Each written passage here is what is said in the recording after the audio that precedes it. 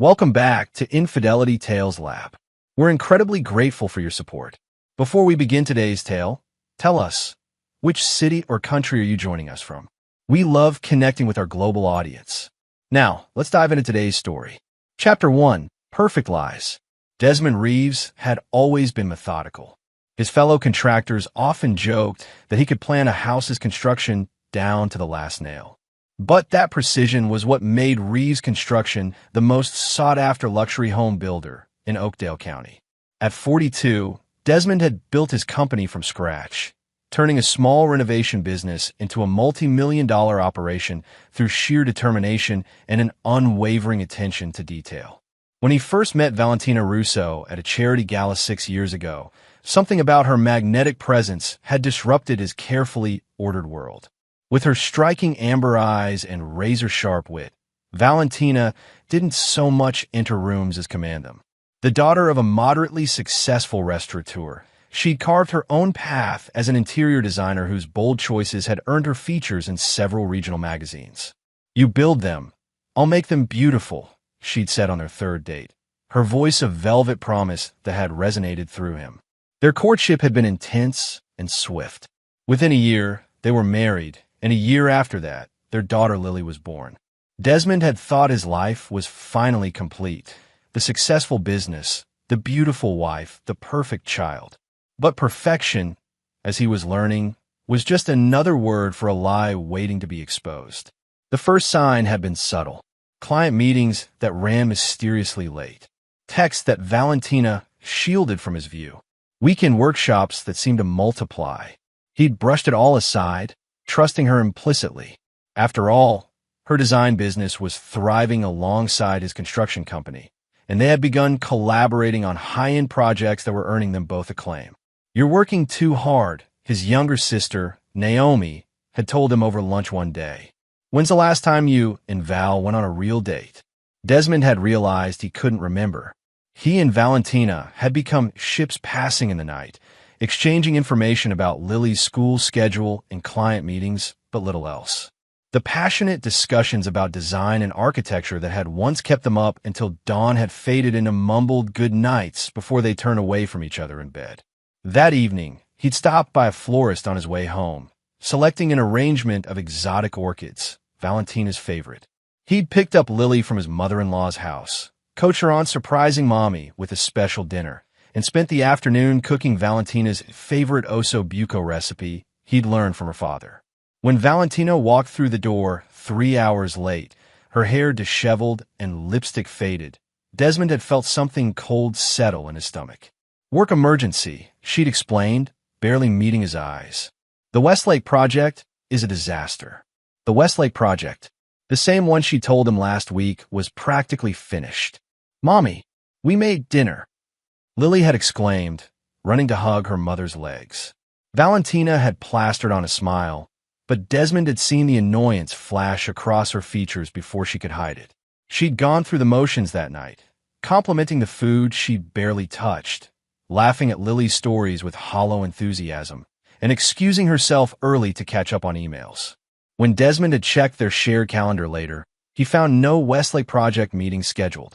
In fact, the project had been marked complete 2 weeks earlier. Desmond was not a man who acted rashly. When doubt crept in, he gathered facts. The next morning, he'd called Boyd McAllister, his old college roommate who now ran a private security firm. "Just want to upgrade our home system," Desmond had said casually. "Maybe add some features I can monitor remotely." Boyd hadn't asked questions. Within 3 days, Desmond had access to footage from discreetly placed cameras throughout their home, notifications for when the security system was armed or disarmed, and GPS tracking on their family vehicles. Then he waited. It took exactly 9 days for his suspicions to be confirmed. Valentina's Range Rover, according to the tracker, spent 3 hours parked at the Lakeview Hotel on a Tuesday afternoon when she was supposedly meeting with a supplier. The same pattern repeated twice more that week. But it wasn't until he reviewed the home footage that Desmond truly understood what he was dealing with. In their own living room, while he was at a construction site and Lily at school, Valentina had entertained a visitor. The cameras had captured her laughing, that full-throated, genuine laugh he hadn't heard directed at him in months. as she entwined herself around a tall, athletic man with wavy brown hair. Pierce Kavanaugh. The architect Valentina had insisted they hire for their last 3 major projects. The man Desmond had welcomed into their professional circle, even invited to their home for dinner parties. The betrayal was complete, but Desmond didn't confront her. Not yet.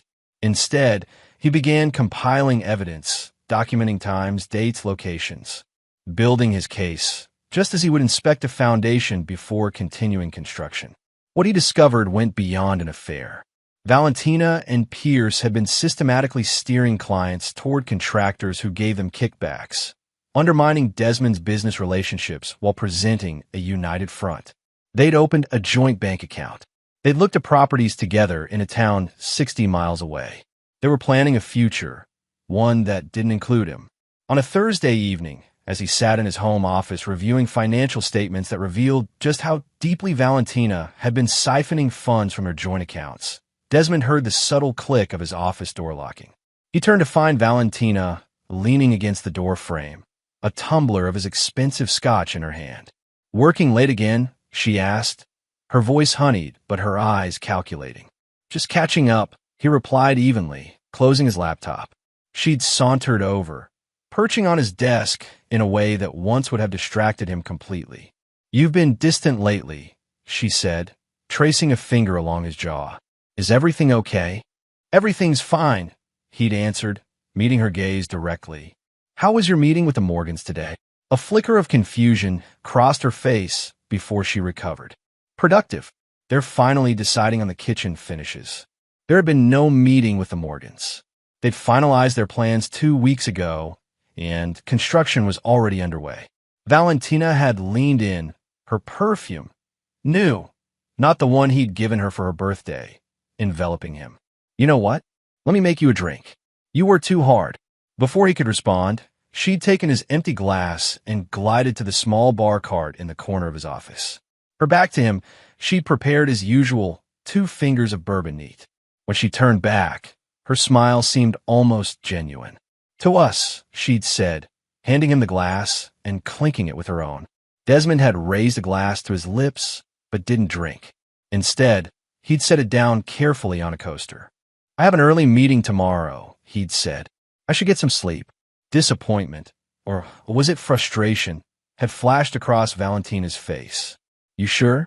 I thought we could reconnect tonight." Her hand had slid suggestively up his thigh. "Another time," he'd replied, standing up and effectively forcing her to step back.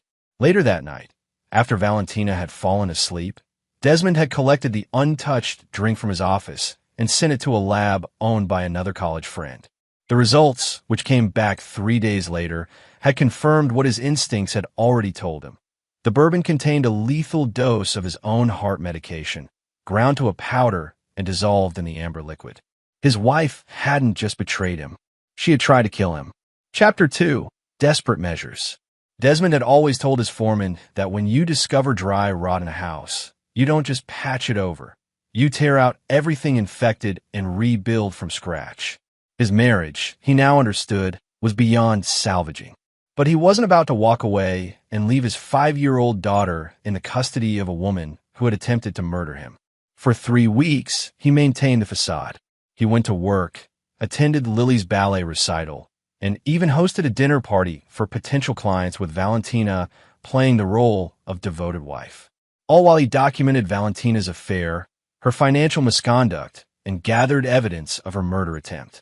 He consulted with Terrence Walsh, a ruthless divorce attorney known for handling high-profile cases. Terrence had listened impassively as Desmond laid out the evidence, his only reaction a slight raising of his eyebrows at the toxicology report. "We'll need to move carefully," Terrence had advised. "If she realizes you know, there's no telling what she might do next, especially with your daughter involved." Desmond had nodded, something cold and hard crystallizing within him. "I want full custody, and I want her to have nothing. With this evidence, she'll be facing criminal charges," Terrence had replied. "But these cases can get messy. Are you prepared for what might come out?" What Terrence couldn't understand was that Desmond had already crossed a threshold from which there was no return. The man who had trusted his wife implicitly was gone, replaced by someone who would stop at nothing to protect himself and his daughter. At home, Desmond began taking precautions. He installed a small safe in his closet where he kept important documents and a gun he'd purchased after obtaining a permit. He started cooking separate meals for himself, claiming a new diet for his heart health, an excuse Valentina readily believed after years of his actual heart condition. He recorded every conversation, backed up evidence to secure servers, and never left Lily alone with Valentina for long periods. The breaking point came on a Sunday morning. Desmond had taken Lily to the park, enjoying the simple pleasure of pushing her on the swings as she squealed with delight. When they returned home, he found Valentina in Lily's bedroom, packing a small suitcase. "What are you doing?" he'd asked, keeping his voice casual despite the alarm bells ringing in his head. Valentina had startled slightly before composing herself. "Oh, Mom called. She's not feeling well. I thought Lily and I could stay with her for a few days to help out." Lily had looked confused. "But Grandma came to my school yesterday. She looked okay." Valentina's eyes had hardened momentarily before she forced a laugh. "Well, she must have gotten sick after that, sweetie. Go pick out some toys to bring, okay?" As Lily reluctantly went to gather her favorite stuffed animals, Desmond had stepped closer to Valentina. "That's odd. I just spoke to Rosa this morning when she called about next weekend's family dinner. She didn't mention feeling ill." The look Valentina gave him then, cold, calculating, almost reptilian, confirmed what he already knew. She was planning to take Lily and disappear. "Plans change," she'd said flatly. "We'll only be gone a few days."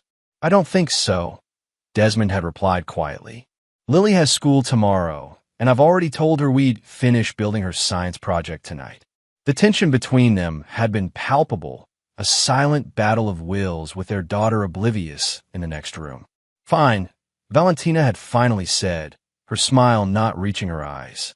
"We'll go next weekend instead. I'm sure Mom will feel better by then." That night, after Lily was asleep, Desmond had called Terrence. "We need to move now," he'd said, his voice steady despite the turmoil inside him. "File everything first thing tomorrow." But Valentina had been one step ahead of him. When he woke the next morning, both she and Lily were gone. So was Lily's passport, which he'd hidden in his home office. The Range Rover's GPS showed it parked at the airport long-term lot. Frantic, Desmond had called the police, his in-laws, and finally, Valentina herself. The call had gone straight to voicemail. Her parents claimed ignorance, their voices tinged with what seemed like genuine concern. The police had taken a report, but explained that without evidence of imminent danger, a parental kidnapping was primarily a civil matter. By noon, Desmond had been pacing his living room, his phone clutched in his hand, when it finally rang. Unknown number. "Hello?" He'd answered, his heart hammering. "Daddy." Lily's small voice had come through, trembling slightly. "Mommy says we're on vacation, but I didn't say goodbye to you or take Benny." Benny was her beloved stuffed bear, the one she couldn't sleep without. Before Desmond could respond, Valentina's voice had cut in. "Say goodbye, Lily. Daddy's very busy with work." "Where are you?" Desmond had demanded. "Put my daughter back on the phone." "Somewhere you won't find us," Valentina had replied, her voice eerily calm. "By the time you figure it out, it'll be too late. You should have just drunk the bourbon, Des. It would have been easier for everyone." The line had gone dead, leaving Desmond standing in the middle of his perfect home, the life he'd built crumbling around him. That was when he decided playing by the rules wasn't going to work. Not against someone like Valentina. If he wanted his daughter back, if he wanted justice, he would have to step outside the boundaries he'd always respected. Within hours, he'd activated a network of contacts he'd cultivated over years in the construction business. People who operated in gray areas, who could get things done without asking questions. He'd transferred funds to accounts that couldn't be traced back to him. He'd gathered passports and cash, and he'd prepared for war. Valentina had taken his daughter and tried to take his life. Now, she would learn what happened when you cornered a man with nothing left to lose. Chapter 3. The Breaking Point.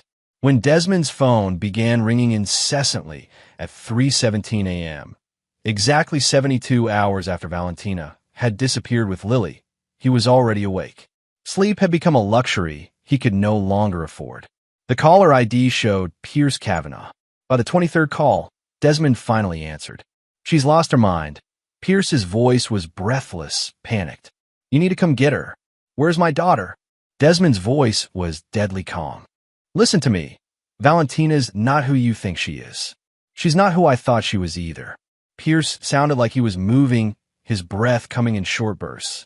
She told me you were abusive, that you were threatening her. I believed her. God help me. I believed everything she said. Desmond said nothing, waiting. She has a plan, Desmond.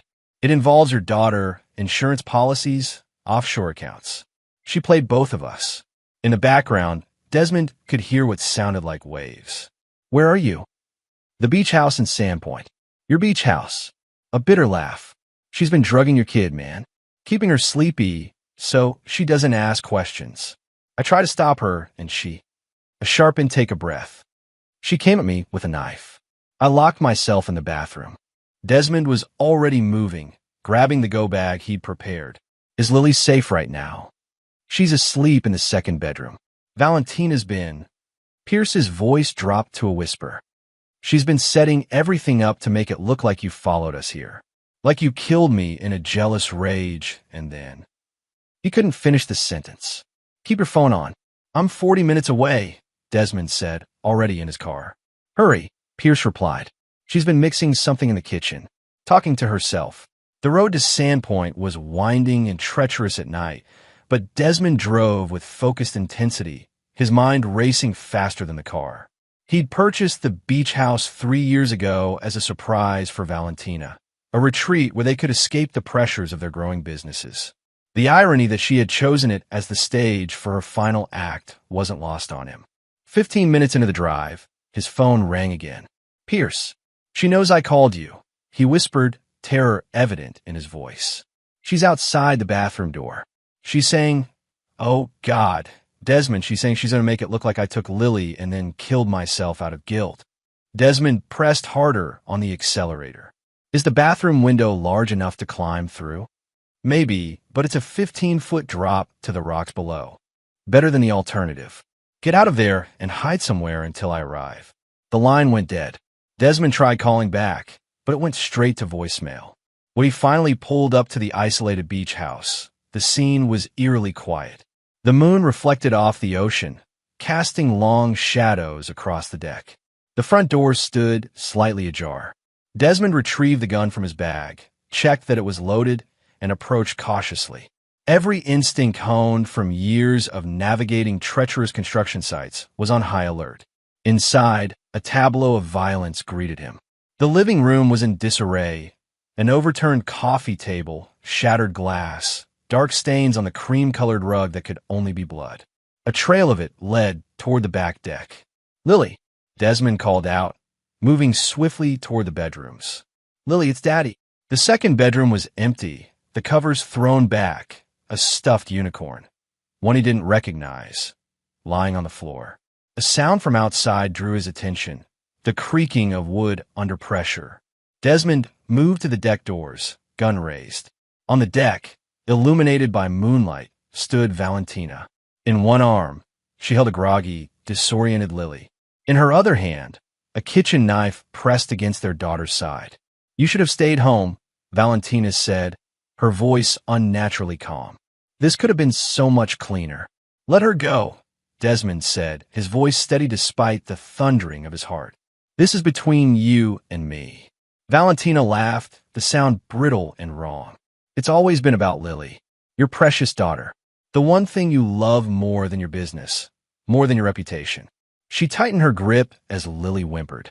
Did you know your life insurance policy is worth $5 million? Pierce and I were going to take Lily, start fresh somewhere warm. But then he got cold feet. She glanced toward the far end of the deck where a still form lay crumpled against the railing. Weak men are such a disappointment. Daddy, Lily's small voice broke through, her eyes struggling to focus. I don't feel good. It's okay, sweetheart, Desmond said, not taking his eyes off Valentina. Everything's going to be okay. Don't make promises you can't keep, Valentina spat. She took a step backward, closer to the stairs that led down to the beach. Here's what's going to happen. You're going to put that gun down, and then you're going to swallow these. She nodded toward a small bottle on the deck table. The same heart medication you've been taking for years. Just a slightly adjusted dose. The police will find your body inside. Pierce is out here, and they'll piece together the tragic story of a man who couldn't handle his wife leaving him. And Lily? Desmond asked, his mind racing for a solution. Lily and I will be very far away, living off your generous insurance policy. She'll forget about you eventually. Desmond lowered his gun slowly, placing on the ground. And if I refuse? Valentina's grip on the knife tightened, causing Lily to cry out. Then this gets messy, eh? But the ending's the same. As Desmond straightened, his eyes caught movement behind Valentina, a shadow separating from the darkness near the beach stairs. Pierce, bloodied but alive, was silently climbing back onto the deck. You're right about one thing, Desmond said, taking a careful step forward. Weak men are a disappointment. Valentina's eyes narrowed. Don't come any closer. But you made a mistake, Val. You assumed I was one of those weak men. Another step. You thought I'd just roll over when I found out about your affair. That I'd drink that poison bourbon without question. That I wouldn't find out about the money you've been siphoning from our accounts. Confusion flickered across Valentina's face. What are you talking about? The offshore account in Belize. The one you opened 6 months ago. Did you really think I wouldn't notice? It was a bluff. He had found no evidence of such an account, but the flash of panic in Valentina's eyes told him he'd struck a nerve. In that moment of distraction, Pierce lunged forward, grabbing Valentina's knife arm and pulling it away from Lily. Desmond surged forward, ripping his daughter from Valentina's grasp and shielding her with his body as the two former lovers grappled near the deck's edge. You backstabbing coward! Valentina screamed at Pierce, slashing wildly with the knife. After everything I promised you. Pierce, already weakened from whatever injury she'd inflicted earlier, struggled to maintain his grip on her wrist. It's over, Val. No more lies. The struggle carried them dangerously close to the railing.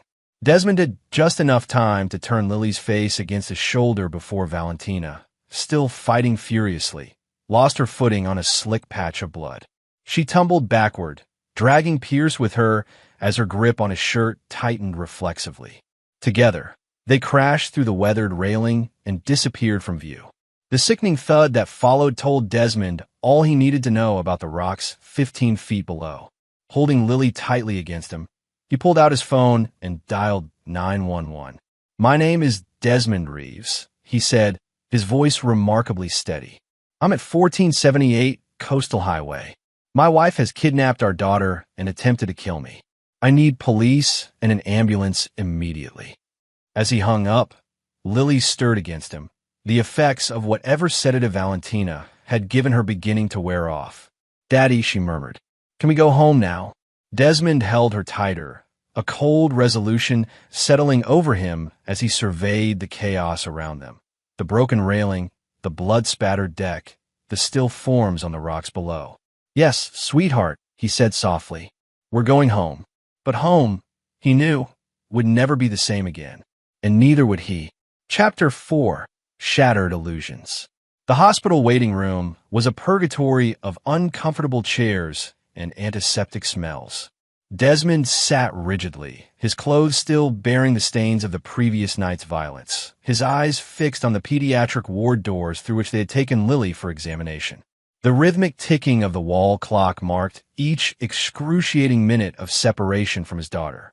Detective Meredith Solomon stood before him, her weathered face impassive as she continued her questioning. At 50-something, with salt and pepper hair, cropped short and practical, she had the air of someone who had seen every variety of human depravity and was no longer surprised by any of it. So, you're telling me your wife tried to poison you, kidnapped your daughter, and then fell to her death while attacking her lover, who also happened to be your business associate? Her tone made it clear how implausible the story sounded. That's exactly what happened, Desmond replied, his voice hoarse from repeated tellings. The toxicology report on the bourbon in my office will confirm the poison. The GPS data from our vehicles will show Valentina took Lily to the airport and then to the beach house. The security footage from our home will show her packing Lily's things without my knowledge. He rubbed his eyes. And Piers Kavanaugh's phone will contain the calls he made to me in panic when he realized what Valentina was planning. Detective Solomon made a non-committal noise. Mr. Kavanaugh is in surgery. The surgeons aren't optimistic about his chances of survival. That fall shattered most of the bones on his left side and caused significant internal bleeding. What about my wife? Desmond asked, though he already knew the answer from the grim faces of the paramedics at the scene. DOA. Neck snapped on impact with the rocks. Detective Solomon studied his face, perhaps looking for some sign of grief or shock. Finding none, she changed tack. Your daughter appears to have been sedated. Any idea what your wife might have given her? Before Desmond could answer, the pediatric ward doors swung open, and Dr. Kim approached, clipboard in hand. Her expression gave away nothing. Mr. Reeves, she began, Lily is stable. We've run a tox screen and found traces of diphenhydramine, an antihistamine, in her system. Not enough to be dangerous, but sufficient to make her groggy and compliant. She's dehydrated and confused, but otherwise physically unharmed. The relief that flooded through Desmond was so profound he nearly collapsed. Can I see her? Dr. Kim glanced at Detective Solomon, who nodded slightly. Yes, but briefly. She needs rest, and we'd like to keep her overnight for observation. As Desmond rose to follow Dr. Kim, Detective Solomon placed a restraining hand on his arm. We're not done here, Mr. Reeves. There will be many more questions in the coming days. Desmond met her gaze directly. Understand, but right now my daughter needs me. Lily lay small and vulnerable in the hospital bed, her usual vibrant energy diminished by whatever trauma and drugs remained in her system. When she saw Desmond, her face lit up despite her exhaustion. Daddy, you came. She reached out with arms encumbered by a foreline. Desmond gathered her carefully into a hug, mindful of the medical equipment. Of course I came, Lillipad. I will always come for you. Lily's lower lip trembled. Mommy was acting weird.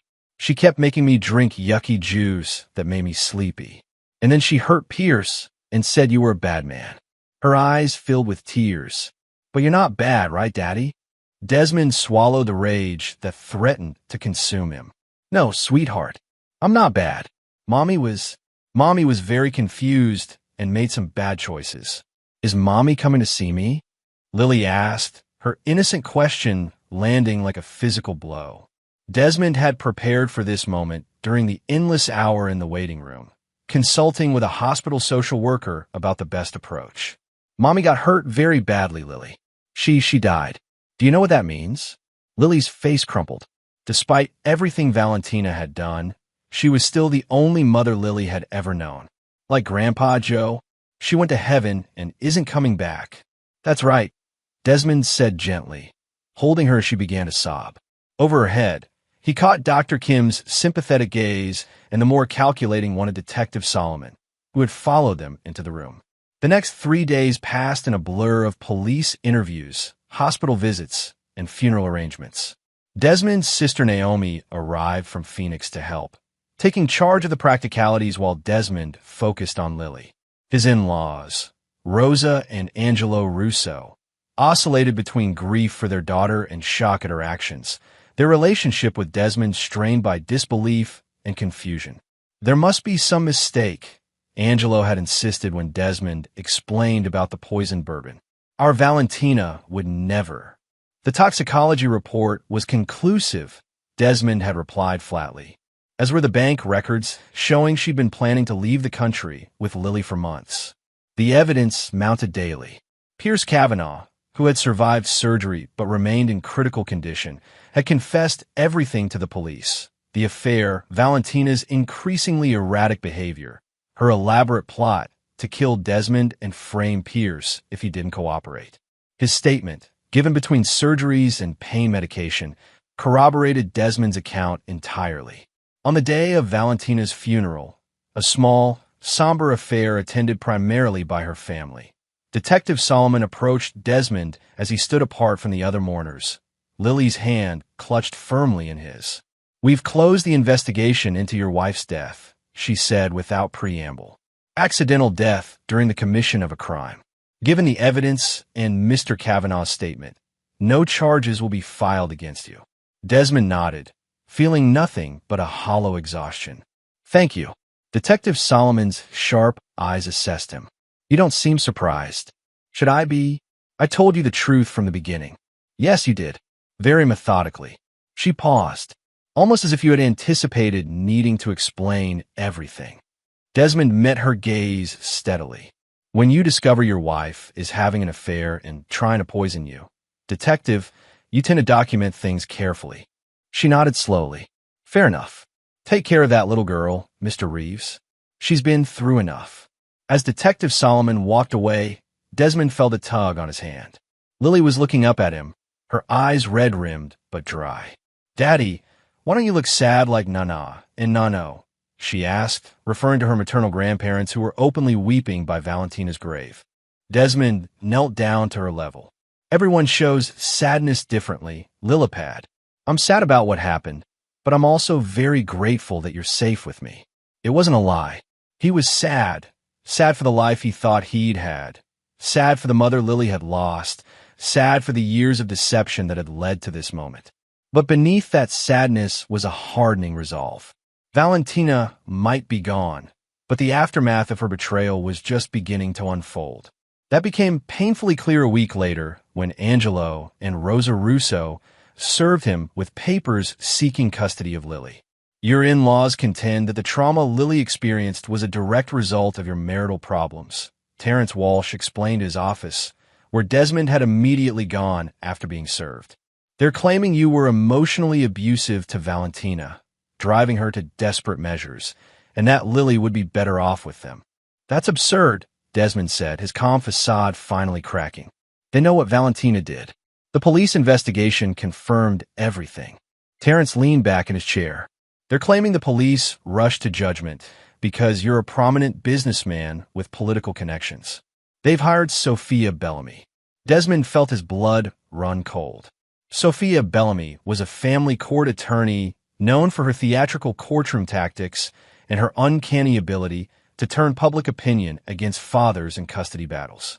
She'd once won a case by convincing a judge that a father's extensive work travel constituted abandonment, despite his providing generously for his children.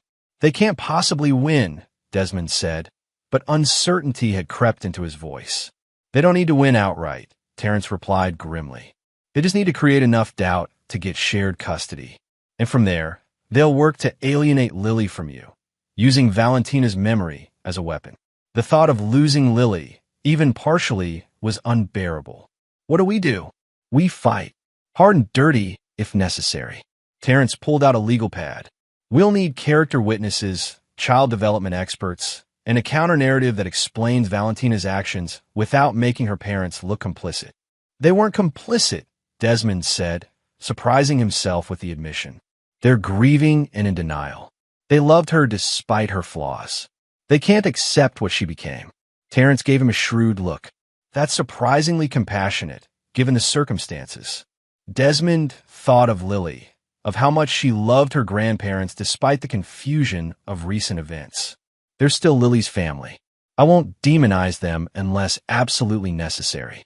But as the custody battle intensified over the following weeks, it became clear that the Russos had no such compunctions. Through Sophia Bellamy, they leaked selective details to local press, painting Desmond as a controlling husband who had driven Valentina to desperation. They submitted affidavits from friends who recalled Valentina mentioning her fear of Desmond's temper. They even suggested that Piers Kavanaugh's statement had been coerced during his vulnerable state in the hospital. The campaign began to take its toll. Contractors who had worked with Desmond for years suddenly found excuses to delay projects. Invitations to community events where he had once been welcomed were quietly withdrawn. Parents at Lily's school whispered as he dropped her off, their eyes following him with suspicion. Worst of all was the effect on Lily herself. The bright, confident child had become withdrawn and anxious, prone to nightmares and sudden bouts of tears. The court-appointed therapist reported that Lily was caught in a loyalty conflict, uncertain whom to trust as the adults in her life presented conflicting narratives about her mother's death. One night, after putting a finally sleeping Lily to bed, Desmond retreated to his home office and poured himself a glass of the same bourbon that Valentina had once tried to poison, a deliberate choice that felt like reclaiming something stolen. As he sipped, he reviewed the latest motion filed by Sophia Bellamy, seeking to restrict his custody to supervised visits pending a full psychological evaluation. The injustice of it burned through him. He had been the one betrayed, the one nearly murdered, the one who had saved Lily from Valentina's increasingly unstable behavior. Yet somehow, he was now fighting to avoid being portrayed as an unfit parent. His phone rang, interrupting his dark thoughts. "Boyd McAllister. I may have found something," Boyd said without preamble when Desmond answered. "You know that background check you asked me to run on the Russos? There's a police report from 26 years ago, when Valentina was 16. It was sealed because she was a minor, but I have contacts." Desmond sat up straighter. "What kind of police report?" "Valentina was picked up for shoplifting in a mall in Chicago. When they searched her bag, they found prescription pills that didn't belong to her in a notebook with what the officer described as disturbing fantasies." "What kind of fantasies?" Boyd hesitated. "Detailed plans for getting revenge on classmates who had supposedly wronged her. Nothing came of it legally. Her parents hired a good lawyer, and she underwent mandatory counseling. The record was sealed and eventually expunged." Desmond absorbed this new information, pieces clicking into place. Her parents knew. They knew she had these tendencies, and they never said anything. "There's more," Boyd continued. "I tracked down a therapist who counseled her back then. Retired now, living in Florida. Professional ethics prevented him from sharing details, but he did say something interesting. Some patterns of behavior start early and never truly disappear. They just go underground until the pressure becomes too great." After hanging up, Desmond sat motionless, the implications washing over him. Valentina's behavior hadn't been a sudden breakdown. It had been a reemergence of something long suppressed. And her parents had known, had perhaps even enabled her by covering up previous incidents. This was the leverage he needed, not just to win the custody battle, but to ensure the Russos could never again threaten his relationship with Lily. The next morning, he called Terrence Walsh. "I need you to arrange a meeting with the Russos and Sophia Bellamy. No court, no mediators. Just us." 3 days later, they gathered in Terrence's conference room, the atmosphere frigid with hostility. Rosa Russo, once warm and maternal toward Desmond, now couldn't meet his eyes. Angelo sat rigid beside her, his hand covering hers protectively. Sophia Bellamy, sleek and predatory in a charcoal suit, regarded Desmond with thinly veiled contempt. "Thank you for agreeing to this meeting," Desmond began, his voice calm and measured. "I wanted to discuss Lily's future face-to-face, without legal filters. If this is an attempt to pressure my clients," Sophia started, but Desmond cut her off. "It's not pressure. It's clarity." He slid a folder across the table. "This contains copies of police records from Chicago, 1999. Specifically, records pertaining to a 16-year-old Valentina Russo who was detained for shoplifting and possession of stolen prescription medication." Angelo's face drained of color. Rosa made a small, distressed sound. "Those records were sealed," Sophia said sharply. "This is intimidation and potentially illegal."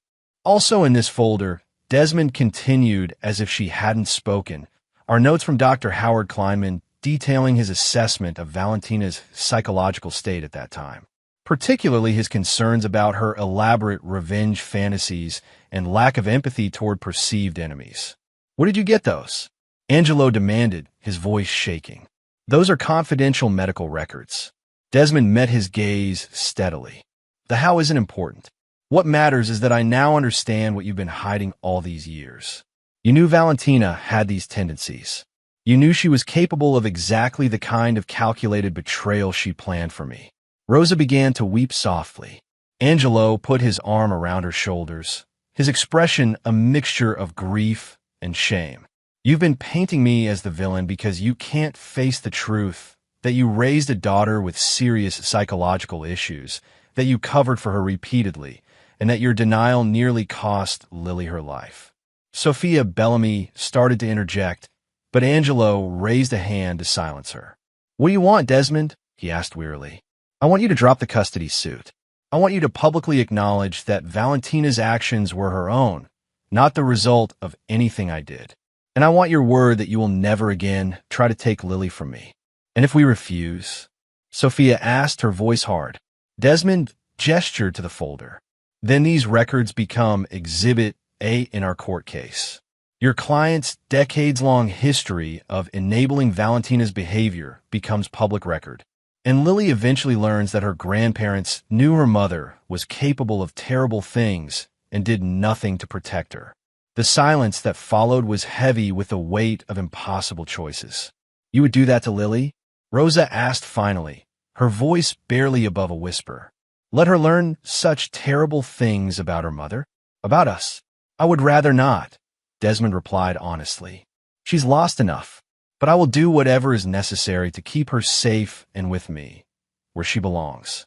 2 days later, the Russos withdrew their custody petition. A week after that, they issued a joint statement with Desmond expressing their mutual desire to provide Lily with a stable, loving environment as she recovered from the tragic loss of her mother, who had struggled with undiagnosed mental health issues. To the outside world, it appeared that grief had given way to reconciliation. Only Desmond knew the full truth, that he had won this battle through the same ruthless determination that had built his business, that he had forced his in-laws into submission by threatening to expose their darkest family secret, and that he would do it again, without hesitation, to anyone who threatened his daughter's well-being. As spring turned to summer, the public interest in the tragedy gradually waned. Piers Kavanaugh, after multiple surgeries and months of physical therapy, had moved out of state, his reputation in shambles. Desmond's business slowly recovered as the scandalous whispers faded into memory. And Lily, with the help of twice-weekly therapy sessions, began to reclaim some of her former sparkle. But for Desmond, the experience had fundamentally altered his perception of the world and his place in it. He had discovered a capacity for calculated ruthlessness within himself that both disturbed and empowered him. He had learned that the institutions meant to protect the innocent, the courts, the police, even family, could be manipulated against them. And he had realized that in a world where such manipulation was possible, the only true protection came from being willing to fight just as dirty as your opponents. It was a lesson he would not forget. Chapter 5. Wolves at the Door. 6 months after Valentina's death, life had settled into a new rhythm for Desmond and Lily. Their once sprawling family home now felt too large, too empty, too haunted by memories, so they had moved to a modern penthouse in the city's revitalized downtown district. From their floor-to-ceiling windows, they could watch the sunset paint the sky in spectacular colors each evening. A ritual that had become sacred to them both, a daily reminder that beauty persisted even after darkness. Lily had started first grade at an exclusive private school where security was tight and staff were discreet. She still saw a therapist weekly, but the nightmares had become less frequent, her smile more genuine. She spoke of her mother occasionally, usually in simple, matter-of-fact statements. "Mommy liked this song," or "Mommy used to braid my hair like this." Desmond never contradicted these memories, allowing Lily to preserve the good parts of Valentina while protecting her from the worst truths. Professionally, Desmond had made strategic changes as well. He'd scaled back his direct involvement in construction projects, instead focusing on development and investment. Reeves Holdings now specialized in restoring historic buildings and transforming them into mixed-use properties that revitalized struggling neighborhoods. The work was profitable and garnered positive press, helping to counteract the lingering whispers about his personal tragedy. On this particular evening, Desmond sat in his home office, reviewing architectural plans for his latest project, converting an abandoned textile mill into affordable artist lofts and community spaces. Lily was at her ballet lesson, accompanied by Desmond's sister Naomi, who had relocated to be closer to them after everything that happened. His intercom buzzed. "Mr. Reeves, there's a woman here to see you. She doesn't have an appointment, but she's quite insistent. A Ms. Lena Moretti." Desmond frowned. The name meant nothing to him. Did she say what this is regarding? She said it concerns Piers Kavanaugh and some information you would find valuable. Desmond felt his muscles tense. Piers had vanished from his life entirely after recovering from his injuries, moving to Colorado according to mutual acquaintances. Desmond had been content to let him disappear, having no desire to be reminded of the man who had betrayed him so completely. Send her up, he decided after a moment's hesitation, and notify security to stand by. The woman who entered his apartment minutes later was not what he expected. Lena Moretti was perhaps 35, casually elegant in tailored pants and a simple blouse, her dark hair cut in a sleek bob. She carried herself with the confident poise of someone accustomed to commanding attention in professional settings. "Mr. Reeves," she said, extending her hand. "Thank you for seeing me without an appointment. I apologize for the intrusion." Desmond shook her hand briefly. "You mentioned Piers Kavanaugh. May we sit?" she asked, gesturing to the living room's seating area.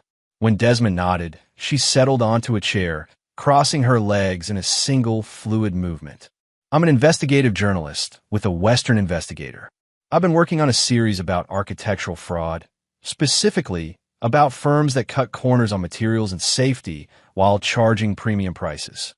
Desmond remained expressionless, but his mind was racing. "And how does this involve me or Piers Kavanaugh?" Lena reached into her bag and removed a slim folder. 6 months ago, I was preparing to publish an exposé on Kavanaugh architecture. My investigation revealed that for at least 3 years, Piers Kavanaugh had been falsifying material specifications on major projects, substituting substandard materials that didn't meet building codes and pocketing the difference. She opened the folder, revealing photographs of building materials and copies of invoices with highlighted discrepancies. The fraud was sophisticated and carefully concealed, but the evidence was damning. I had sources inside his firm ready to confirm everything. "Why are you telling me this?"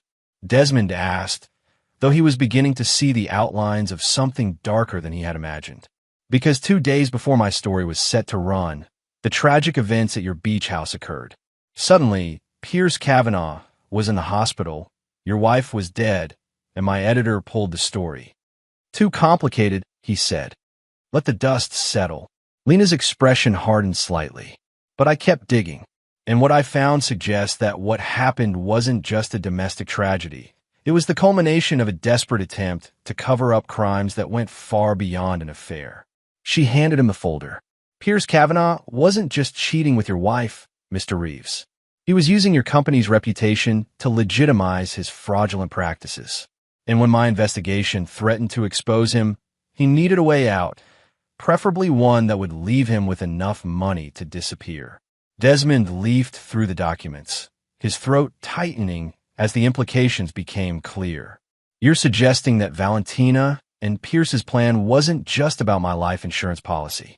It was about escaping legal consequences." Lena nodded. "Your wife may have had her own motivations, but Pierce was facing potential criminal charges, civil lawsuits, and the complete destruction of his career. The timing is too perfect to be coincidental." "Why come to me now?"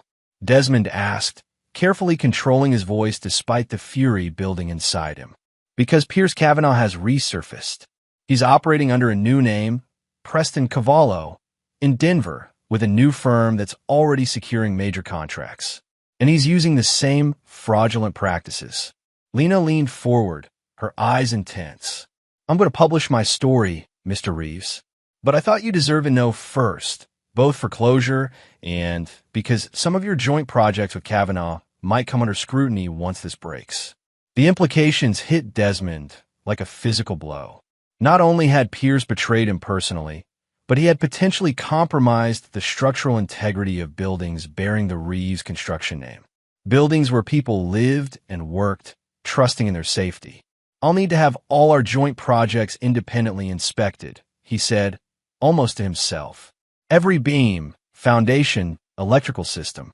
"That would be prudent," Lena agreed. "And expensive." Desmond looked up sharply. "Are you suggesting that I might try to cover this up to avoid the cost?" Lena held his gaze steadily. "No, I'm acknowledging the practical reality you're facing. My sources tell me you're a man of integrity, despite what some local gossips might say. But integrity is expensive in situations like this. She stood to leave, retrieving a business card from her bag and placing it on the coffee table. My story runs in 2 weeks. If you discover anything in your inspections that should be included, or if you have any information about Pierce Kavanaugh that might be relevant, please call me. After she left, Desmond remained motionless, the folder open in his lap, his mind processing this new betrayal. It wasn't just his marriage, his trust, or even his life that Pierce had been willing to jeopardize. It was his professional reputation, the thing he had built through decades of painstaking work and uncompromising standards. And now, innocent people might be at risk because of structures that bore his company's name but had been compromised by Pierce's greed. The next morning, Desmond called an emergency meeting of his executive team. Without revealing the source of his information, he ordered comprehensive inspections of every project Pierce Kavanaugh had touched over the past 5 years. I don't care what it costs, he told them. If there are issues, we fix them immediately and quietly. If the structures are sound, we have documentation to prove it when questions arise. His COO, Mitchell Banner, looked troubled. This is going to run into millions. And if we do find problems, the liability is mine. Desmond finished for him. My name is on those buildings. My reputation. If people have been put at risk, I'll make it right regardless of who's legally at fault. The inspections began immediately, with Desmond personally reviewing each report as it came in. The first 3 projects showed only minor issues, corner cutting that compromised aesthetic qualities but not structural integrity. Desmond authorized repairs anyway, absorbing the costs without complaint. But the 4th inspection revealed something far more serious. The central support beams in a mixed-use development had been replaced with substandard materials that testing showed could fail catastrophically within 5 to 10 years. The building housed 64 residential units, 12 small businesses, and a daycare center. The revelation hit Desmond with the force of a physical blow. Pierce hadn't just been stealing money. He had been gambling with lives, including the lives of children.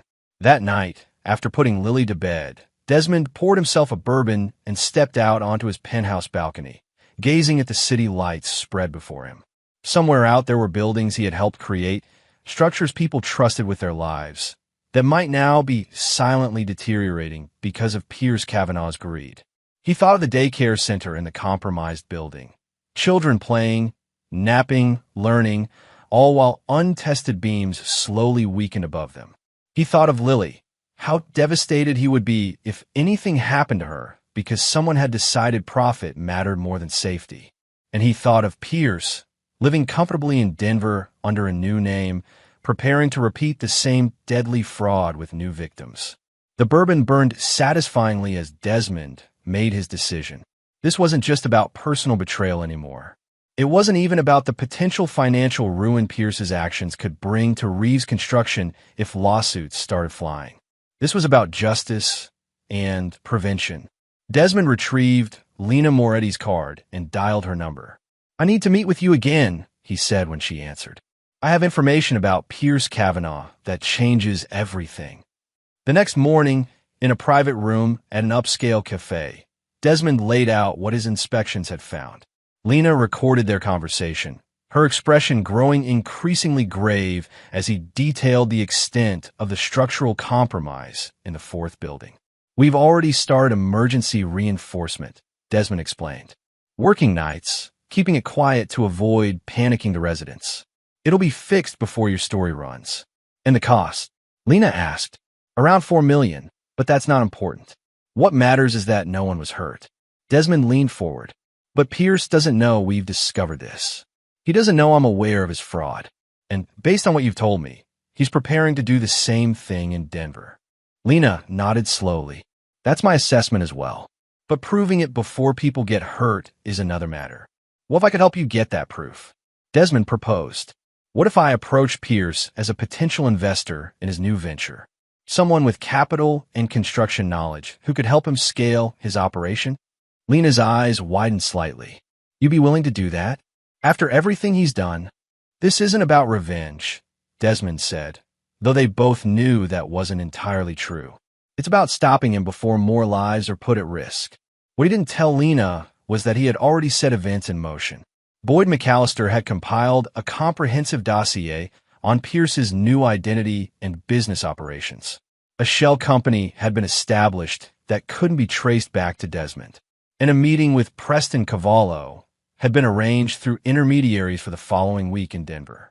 What Pierce had done went beyond personal betrayal into the realm of potential mass casualty, and Desmond had decided that traditional justice, a news expose, professional sanctions, even criminal charges, wasn't enough. Pierce needed to be stripped of everything: his freedom, his reputation, his future prospects. Only then would Desmond consider the debt paid. "I'll help you get your story," he told Lena, "but I want something in return." "What's that?" she asked cautiously. "When you publish, I want you to make it clear that Reeve Construction was also a victim of this fraud, that we've taken every step to ensure the safety of our buildings at our own considerable expense, despite having no legal obligation to do so."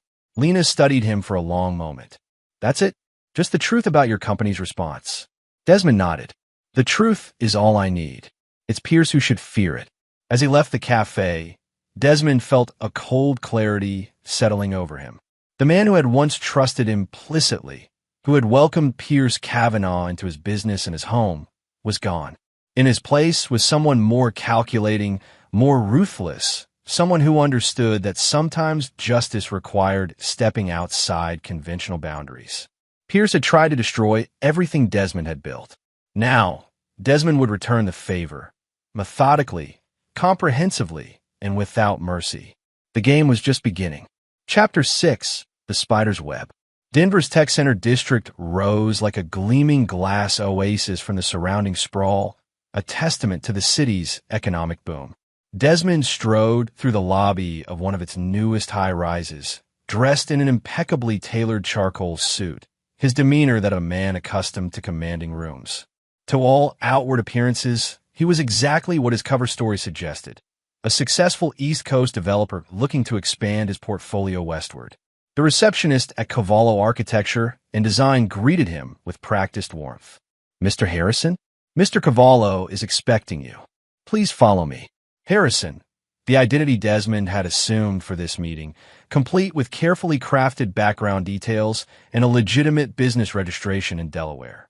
Boyd's work had been thorough, creating a digital footprint for Thomas Harrison that would withstand casual scrutiny. The real Thomas Harrison was an elderly mathematics professor in Maine who had never ventured into real estate development and who had no idea his impeccable credit history and lack of social media presence made him an ideal identity to borrow. The office space was impressive, minimalist yet luxurious, with expansive views of the Rocky Mountains. Display models of architectural projects dotted the reception area, each accompanied by glossy renderings and glowing client testimonials. A statement wall featured awards and press clippings, the centerpiece being a Denver Business Journal cover declaring Preston Cavallo the future of sustainable urban design. It took considerable self-control for Desmond not to react when Pierce, now Preston, emerged from a conference room to greet him. The man looked different. Gone was the wavy brown hair, replaced by a closely cropped salt and pepper style. He'd grown a neatly trimmed beard and wore designer glasses that changed the contours of his face. He'd even altered his posture, standing straighter, with shoulders squared confidently. But Desmond would recognize those eyes anywhere, the same eyes that had widened in panic on the beach house deck as he realized Valentina had turned on him. "Mr. Harrison," Pierce said, extending his hand. "A pleasure to finally meet in person after our productive calls." Desmond gripped his hand firmly, allowing himself a calculated smile. "Likewise, your reputation precedes you, Mr. Cavallo."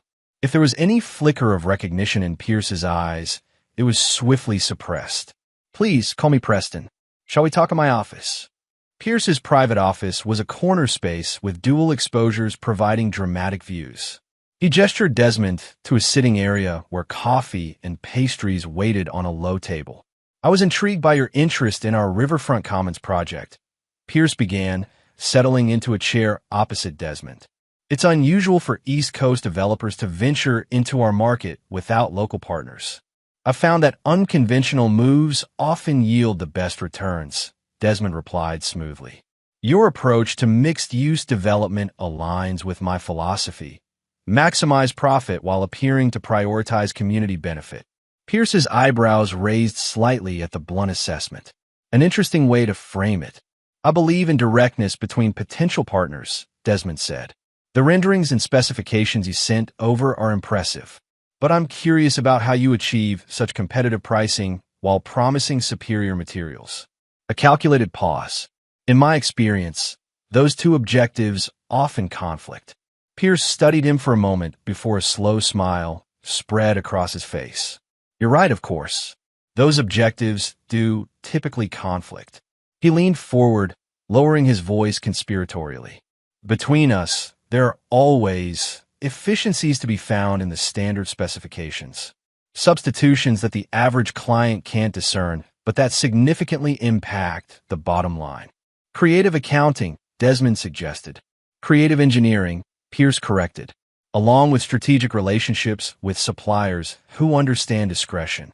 The confirmation of his continued fraud came so easily, so arrogantly, that Desmond felt a surge of cold fury. This man had learned nothing from the destruction he'd left behind in Oakdale, the compromised buildings, the lives placed at risk. If anything, he'd grown more confident in his criminal methodology. I'd be interested in seeing how these efficiencies are implemented, Desmond said. Before committing capital, I need to understand the full process. Of course, Pierce agreed readily. How about a site visit tomorrow? We can walk through our current project, and I can show you exactly how we've optimized costs. The small recording device, disguised as a pen in Desmond's breast pocket, captured every word. The next day brought even more damning evidence. At the Riverfront Commons construction site, Pierce proudly showed Thomas Harrison how substandard materials were being substituted while paperwork was falsified to show regulatory compliance.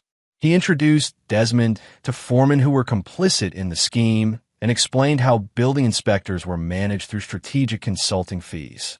Through it all, Desmond maintained his fascinated investor persona, asking questions that led Pierce to reveal more of his criminal enterprise, building the case against him piece by piece. The beauty of this system, Pierce explained as they stood on what would eventually be the 13th floor of a residential tower, is its scalability. With the right capital injection, say, the $10 million you're considering, we could replicate this model across 3 additional projects simultaneously. Impressive, Desmond replied, gazing out at the Denver skyline. You've thought of everything. Pierce smiled, pride evident in his expression. I learned from some mistakes in my previous firm back east. Had a partner who was too rigid about codes and standards. Cost us millions in unnecessary expenses. The casual reference to their past association, so distorted, so dismissive of the lives Pierce had endangered, nearly broke Desmond's composure. But he maintained his role, scheduling another meeting for the following week to discuss terms, and extracting an invitation to a charity gala where Pierce promised to introduce him to everyone who matters in Denver development. That evening, in his hotel suite, Desmond transferred the recordings to an encrypted drive and called Lena Moretti. I've got everything you need, he told her. Explicit admissions of fraud, details of bribery, names of accomplices. He's not just continuing the same practices, he's expanded them. This is extraordinary, Lena said after he'd summarized the evidence. But also incredibly risky. If he had recognized you, he saw what he expected to see, Desmond replied. A kindred spirit. Another predator. I'll need to verify some of this independently, Lena cautioned. But if it checks out, this isn't just an expose anymore. It's a criminal case. That's the idea, Desmond said coldly. Over the next week, Thomas Harrison continued to ingratiate himself with Pierce, attending the charity gala, touring additional properties, and reviewing fraudulent financial projections for their partnership. With each interaction, Pierce revealed more of his operation, introducing Desmond to corrupt suppliers and officials, unaware that every conversation was being meticulously documented. Meanwhile, Lena worked feverishly to corroborate the evidence, reconnecting with her original sources and developing new ones within Denver's building regulatory agencies. The story was growing beyond Pierce's fraud to encompass systemic corruption within the city's development approval process. 10 days after his initial meeting with Pierce, Desmond sat in Lena's Denver hotel room with two unexpected additions to their conspiracy: FBI Special Agent Caroline Winters and Assistant U.S. Attorney Marcus Reed. "Your evidence is compelling," Agent Winters acknowledged, reviewing the recordings, "but obtained through deception, which complicates its admissibility." The recordings were made by Ms. Moretti as part of her journalistic investigation, Desmond countered, the explanation they had agreed upon beforehand. "I merely facilitated access as a concerned citizen who recognized a danger to public safety." AUSA Reed smiled thinly. "A convenient arrangement. And your personal history with Mr. Kavanaugh, or Cavallo, as he's calling himself now, is precisely why I felt obligated to act," Desmond said smoothly. "Having unwittingly been associated with his previous fraudulent activities, I couldn't in good conscience allow him to endanger more lives." Agent Winters and AUSA Reed exchanged glances, clearly skeptical of Desmond's altruistic framing, but equally aware of the value of the evidence he'd provided. "We'll need you to sign a formal witness statement," Reed finally said, "and potentially testify if this goes to trial." "Whatever it takes to stop him," Desmond agreed readily. The plan they developed was comprehensive. Lena would publish her exposé, focusing on the regulatory failures and systemic corruption while being careful not to compromise the criminal investigation. Simultaneously, federal agents would execute search warrants at Pierce's offices and construction sites, seizing documents and digital records before they could be destroyed. Desmond's role would be to maintain his cover as Thomas Harrison, keeping Pierce distracted with investment negotiations until the moment the operation launched. 2 days later, Desmond sat across from Pierce in an upscale restaurant, ostensibly finalizing the terms of their $10 million partnership. Pierce was in an expansive mood, ordering expensive wine and speaking animatedly about their future empire. This time next year, he was saying, "We'll have broken ground on the Lake Vista project, most exclusive address in Denver, with profit margins that will make today's numbers look like charity work. To new beginnings," Desmond said, raising his glass in a toast. Pierce clinked glasses, smiling broadly. "You know, Thomas, when you first approached me, I was cautious. My instincts are usually sharp about people, and something felt familiar about you. But I'm glad I trusted my business sense over that initial hesitation. We're going to do great things together." Desmond maintained his smile while checking his watch subtly. "I believe we are. In fact, I have a feeling things are about to get very interesting." As if on cue, his phone vibrated with a text message, the signal from Lena that her story had just gone live. 2 minutes later, Pierce's phone began ringing repeatedly. He glanced at it, frowning slightly at the unfamiliar numbers, and silenced it. "Sorry about that," he said. "Where were we?" "You were telling me about Lake Vista," Desmond prompted, counting down mentally.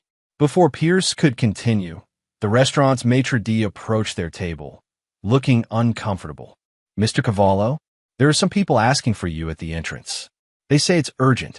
Pierce's frown deepened. "Tell them I'm in a meeting." "They're insistent, sir. They say they're federal agents." The color drained from Pierce's face as he turned back to Desmond. "I don't understand. This must be some mistake." "No mistake, Pierce," Desmond said quietly, using his real name for the first time. "Just consequences." Recognition dawned in Pierce's eyes, followed quickly by horror. "Desmond? But how? Why?" "You put people's lives at risk for profit," Desmond said, his voice still calm, but now stripped of its false warmth. "Not just strangers in buildings with compromised support beams, but my daughter, my family. Did you think I would just let that go?" Pierce's expression morphed from shock to calculation. "Whatever they think they have on me, it won't stick. I've been careful, not careful enough." Desmond stood as 2 FBI agents approached the table. "Enjoy prison, Pierce. I hear it's not kind to men who endanger children." As the agents escorted a shell-shocked Pierce from the restaurant, Desmond felt not the satisfaction he had anticipated, but a cold, hollow certainty. One debt had been repaid. One betrayer had faced justice. But it didn't erase what had happened, didn't heal the wound at the core of his life. Outside the restaurant, Lena waited by taxi. "It's done," she said simply. "The story's already trending nationally. His empire is collapsing as we speak." Desmond nodded, watching as Pierce was placed in an unmarked car down the street. What happens now? Now, the story continues to unfold. Investigations expand. Other corrupt officials and contractors get swept up in the net. She studied his face. "But that's not what you're asking, is it?" "No," Desmond admitted. "I'm asking what happens to me now. When does this feeling end?" Lena's expression softened with unexpected empathy. "I don't know if it does.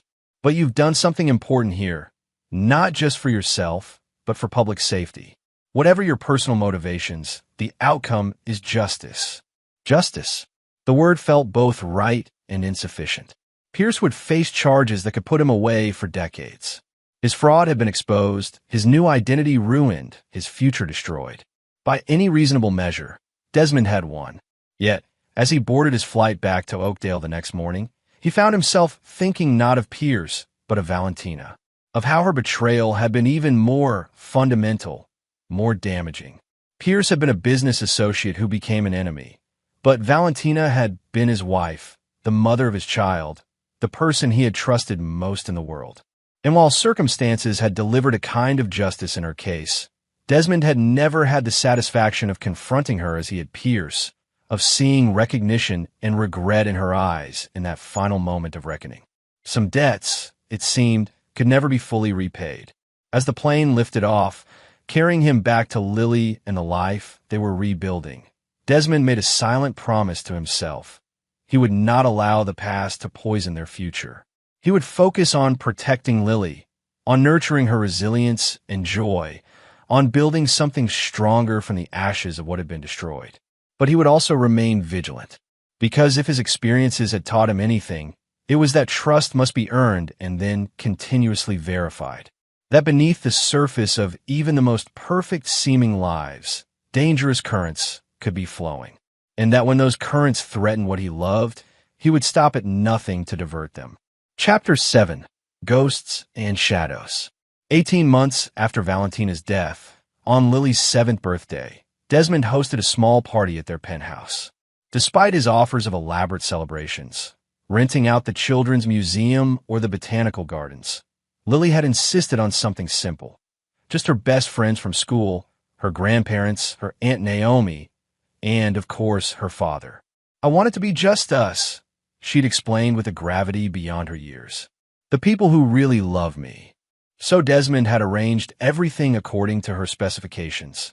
Decorations in purple and silver, her current favorite colors. A unicorn-themed cake that he'd learned to make himself after weeks of secret baking lessons, and gift bags containing crystal-growing kits for each of her 5 friends.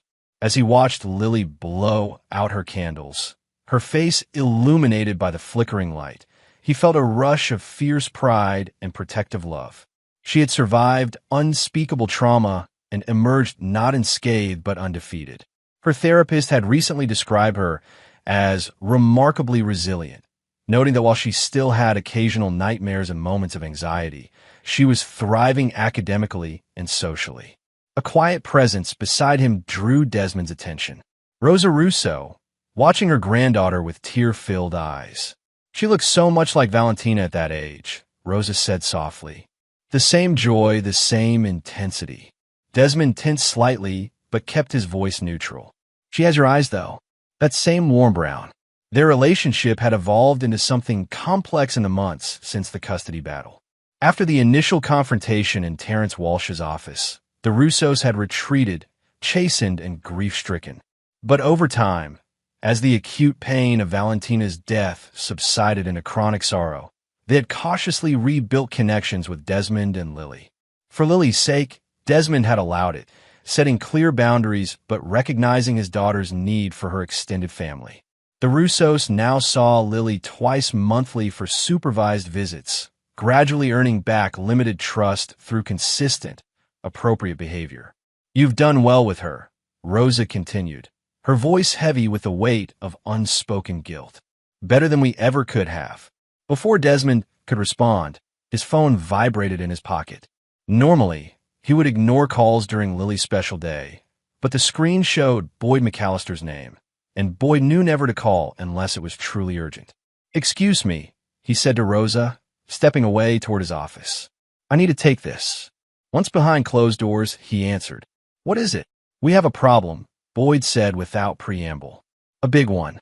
Pierce Kavanaugh's preliminary hearing was this morning." Desmond frowned. Pierce had been denied bail after his arrest, deemed a flight risk due to his previous identity change and the severity of the charges against him. The case against him was proceeding, with Desmond expected to testify once it went to trial. "What happened?" he asked, a sense of foreboding growing. "He's claiming that everything, the fraud, the affair with Valentina, even the events at the beach house, was orchestrated by you as part of an elaborate scheme to eliminate competitors and take control of lucrative development contracts." Desmond felt a cold knot form in his stomach. That's absurd. The evidence is being challenged on multiple fronts. Boyd cut in.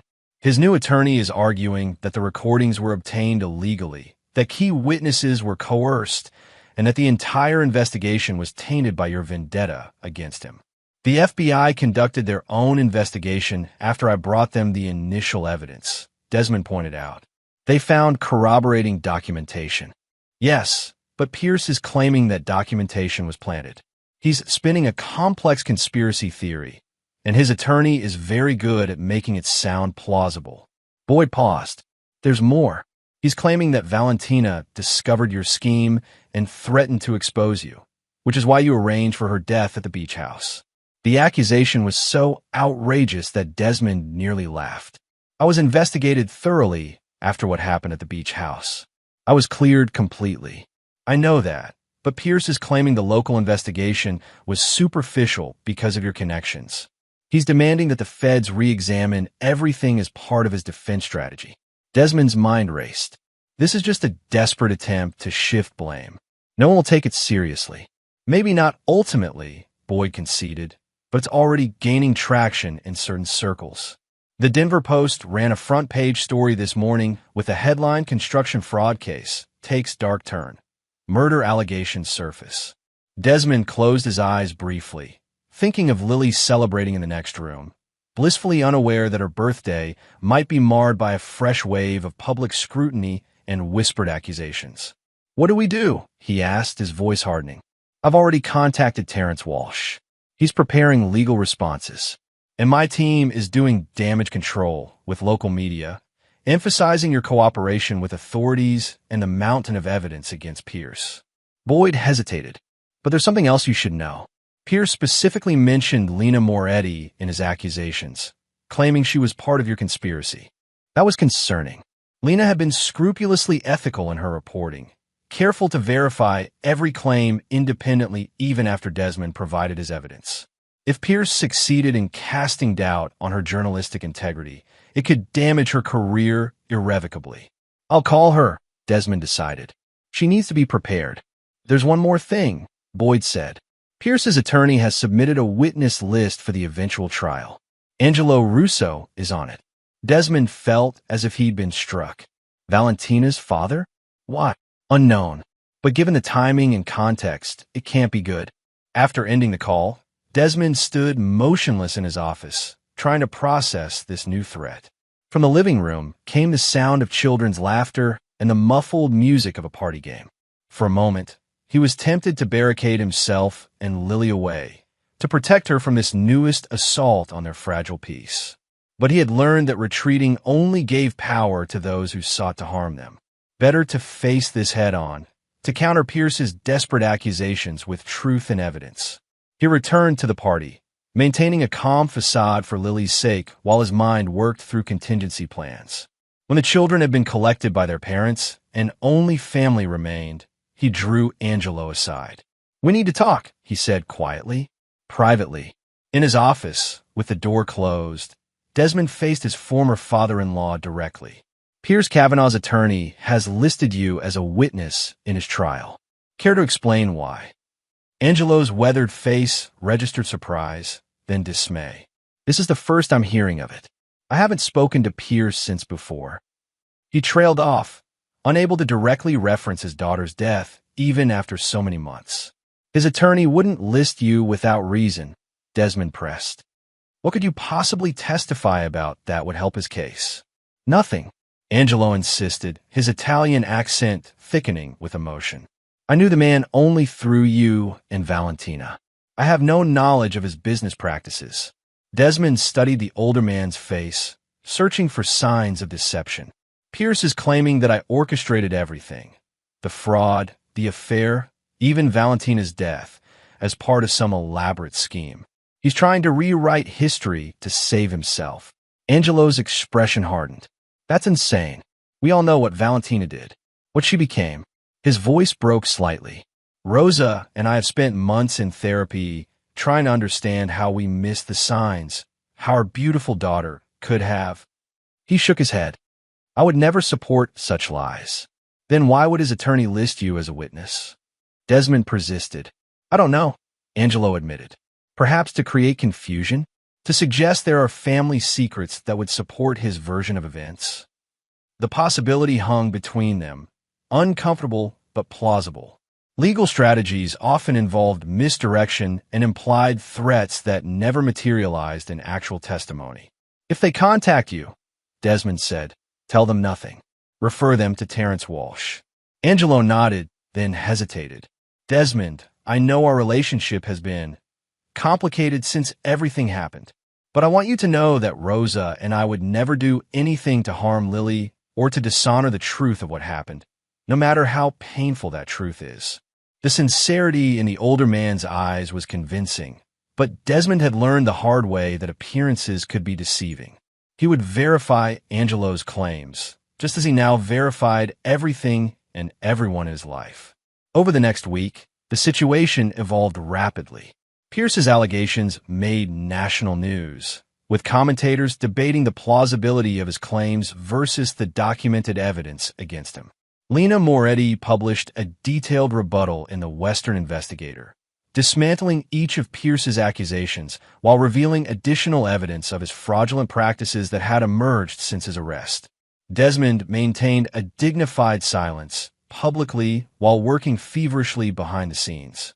Boyd's team monitored all communications to and from the Russos, confirming that they had not, in fact, been in contact with Pierce or his legal team. Terrence Walsh filed motions to have Angelo removed from the witness list on grounds of irrelevance. And Desmond himself prepared a comprehensive timeline of events supported by bank records, phone logs, security footage, and witness statements that conclusively disprove Pierce's wild conspiracy theories. But the damage to his public reputation was already spreading. Clients began delaying decisions on new projects. Invitations to speak at industry events were quietly rescinded. Parents at Lily's school once again eyed him warily during drop-off, whispering behind their hands as he walked past. It was Pierce's final revenge, not a killing blow, perhaps, but a poisoned scratch that threatened to fester if not treated aggressively. 10 days after Pierce's accusations became public, Desmond received an unexpected visitor at his office. The receptionist announced, "There's a Dr. Simone Vasquez here to see you. She doesn't have an appointment, but says it's regarding Pierce Kavanaugh." Desmond hesitated, then instructed, "Send her in, but alert security to stand by." Dr. Vasquez was a slender woman in her 50s with silver-streaked black hair pulled back in a neat bun. She carried herself with the poised confidence of someone accustomed to being the authority in the room.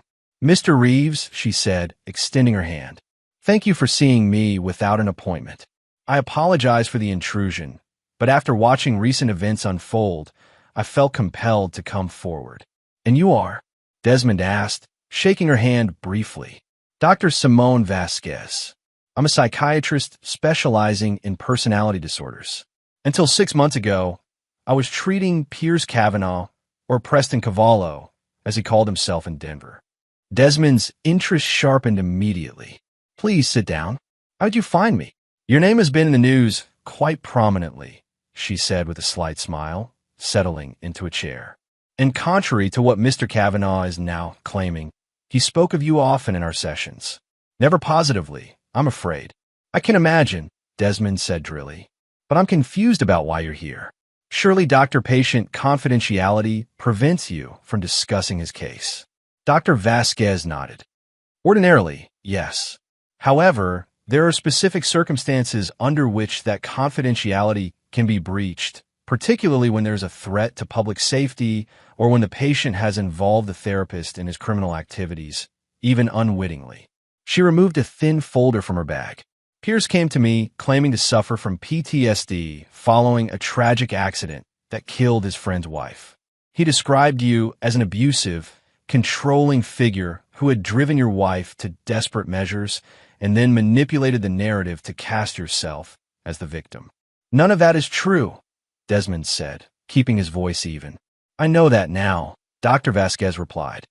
But at the time, I had only his version of events. It was only when I saw the news about his arrest and the subsequent allegations that I began to research more thoroughly. She met Desmond's gaze directly. What I found disturbed me deeply. I realized that not only had Pierce lied to me consistently, but he had used our sessions to craft a narrative that he is now deploying in his legal defense, a narrative I helped him refine, believing I was treating legitimate trauma. What exactly are you saying? Desmond asked, though he was beginning to see where this was heading. I'm saying that Pierce isn't just lying now out of desperation. He has been constructing this alternate version of events for at least 6 months, testing it with me, refining it based on my feedback, and preparing to deploy it if he was ever caught. Dr. Vasquez's expression hardened. He used me as a tool to develop a convincing web of lies, which constitutes fraud and invalidates our doctor-patient relationship. She placed the folder on Desmond's desk. These are my session notes with identifying details redacted. They document the evolution of Pierce's false narrative and, more importantly, the inconsistencies that emerged when he didn't realize the significance of what he was revealing. Why bring this to me instead of the authorities? Desmond asked, not touching the folder. I've already spoken with the FBI agents handling his case, Dr. Vasquez assured him. But I felt you deserved to know directly, given the damage his accusations are causing to your reputation. She hesitated, and, frankly, I wanted to apologize for my unwitting role in this. As a mental health professional, I find it deeply disturbing that my practice was exploited to perfect a deception meant to harm innocent people. Desmond studied her, looking for signs of ulterior motives, but finding only professional dismay and what appeared to be genuine regret. This could damage your career, he noted, coming forward like this. Perhaps, she acknowledged, but I've always believed that integrity matters more than professional comfort. Pierce Kavanaugh is attempting to use the mental health system as a shield for his crimes. As someone dedicated to helping people heal legitimate trauma, I cannot allow that to stand unchallenged. After Dr. Vasquez left, Desmond reviewed her notes carefully. They revealed not just Pierce's calculated approach to creating his false narrative, but specific details about his relationship with Valentina that could only have been known by someone genuinely involved with her. Pierce had accidentally corroborated key elements of the true timeline while thinking he was building his defense. Desmond immediately forwarded copies to Terrence Walsh and to the prosecutor handling Pierce's case. This was the break they needed. Evidence that Pierce's conspiracy claims were not desperate last-minute fabrications, but calculated deceptions he had been developing for months. The impact was immediate and decisive. 3 days later, the prosecutor announced that Pierce Kavanaugh had agreed to a plea deal, admitting to all fraud charges in exchange for a reduced sentence. His accusations against Desmond were formally withdrawn, with his attorney issuing a terse statement acknowledging they had been tactical legal maneuvers not supported by evidence. The media cycle moved on to newer scandals, leaving Desmond's reputation wounded but intact. Clients who had been hesitating began returning cautiously. The whispers at Lily's school subsided, and Pierce Kavanaugh disappeared into the federal prison system to serve a 12-year sentence, his name now synonymous with fraud rather than architectural innovation. It should have felt like victory. The final loose end from Valentina's betrayal had been tied up. Justice had been served. Desmond and Lily could truly move forward now, free from the shadows of the past. Yet as Desmond sat in his office late one evening, watching the city lights spread before him like a carpet of stars, he felt a persistent emptiness. The rage that had fueled him through the beach house confrontation, the custody battle, and Pierce's prosecution had burned itself out, leaving behind what? He had protected Lily. He had salvaged his business. He had ensured that both Valentina and Pierce faced consequences for their actions, albeit in very different ways. By any objective measure, he had won. But winning, he was discovering, wasn't the same as healing. Justice wasn't the same as peace. His phone rang, interrupting his thoughts. Naomi. Hey, he answered, realizing he'd forgotten their planned call to discuss Lily's upcoming school break. You sound tired, his sister observed immediately. Another rough day? Just thinking, he admitted. The Pierce situation is resolved. We're finally clear of all that. That's good news, Naomi said, her voice warming. You and Lily deserve some peace. That's just it, Desmond found himself saying. I don't know if peace is possible. Even with Valentina gone and Pierce in prison, I keep waiting for the next threat, the next betrayal. I become someone who expects the worst from everyone. Naomi was silent for a moment. That's understandable, given what you've been through. But Desmond, not everyone is Valentina or Pierce. Some people can be trusted. Can they? He asked softly. I trusted them both implicitly. I never saw it coming, any of it. How can I ever trust my judgment again? Because your judgment also told you to fight for Lily, Naomi reminded him gently. To rebuild your life. To find justice rather than just revenge. Those were all the right calls. Desmond considered this. It was true that not all his instincts had failed him. When it mattered most, when Lily's safety was at stake, he had made the right decisions consistently. Maybe, he conceded, but I'm not the same person I was. No, you're not, Naomi agreed. You're stronger in some ways, more cautious in others. But the core of who you are, the brother who helped me through my divorce, the father who reads Lily 3 bedtime stories every night, the man who insists on paying his subcontractors fair wages even when clients try to cut corners, that hasn't changed.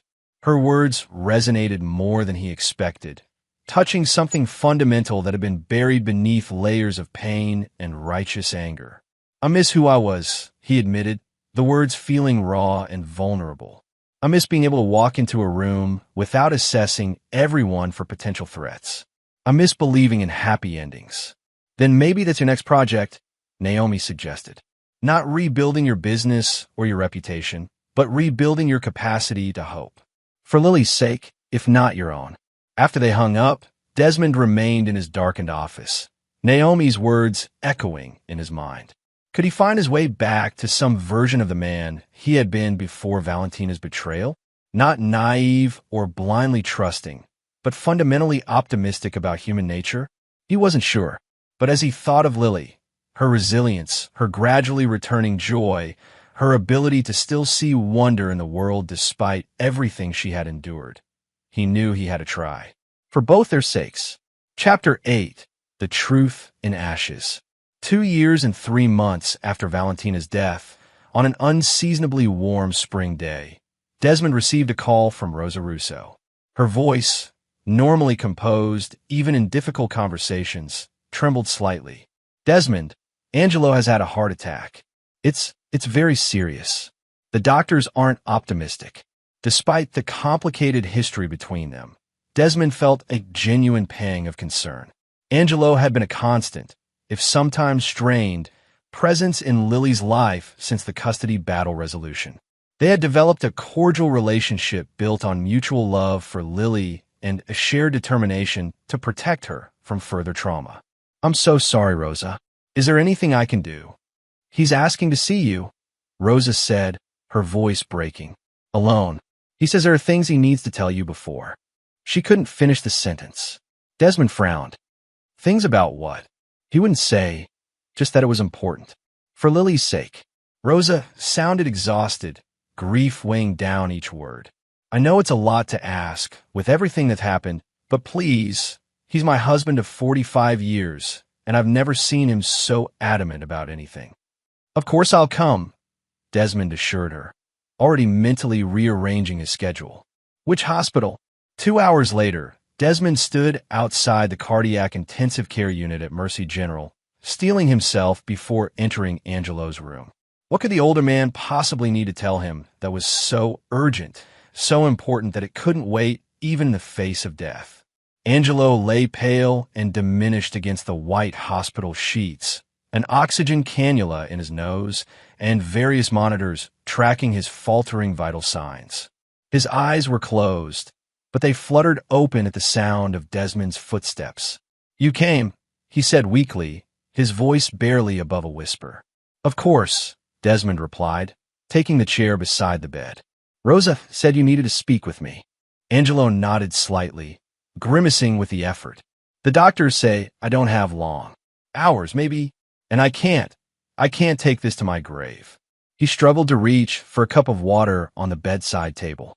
Desmond helped him, holding the straw to his lips. After taking a small sip, Angelo continued, "I've been trying to make peace with God for what happened, for my part in it."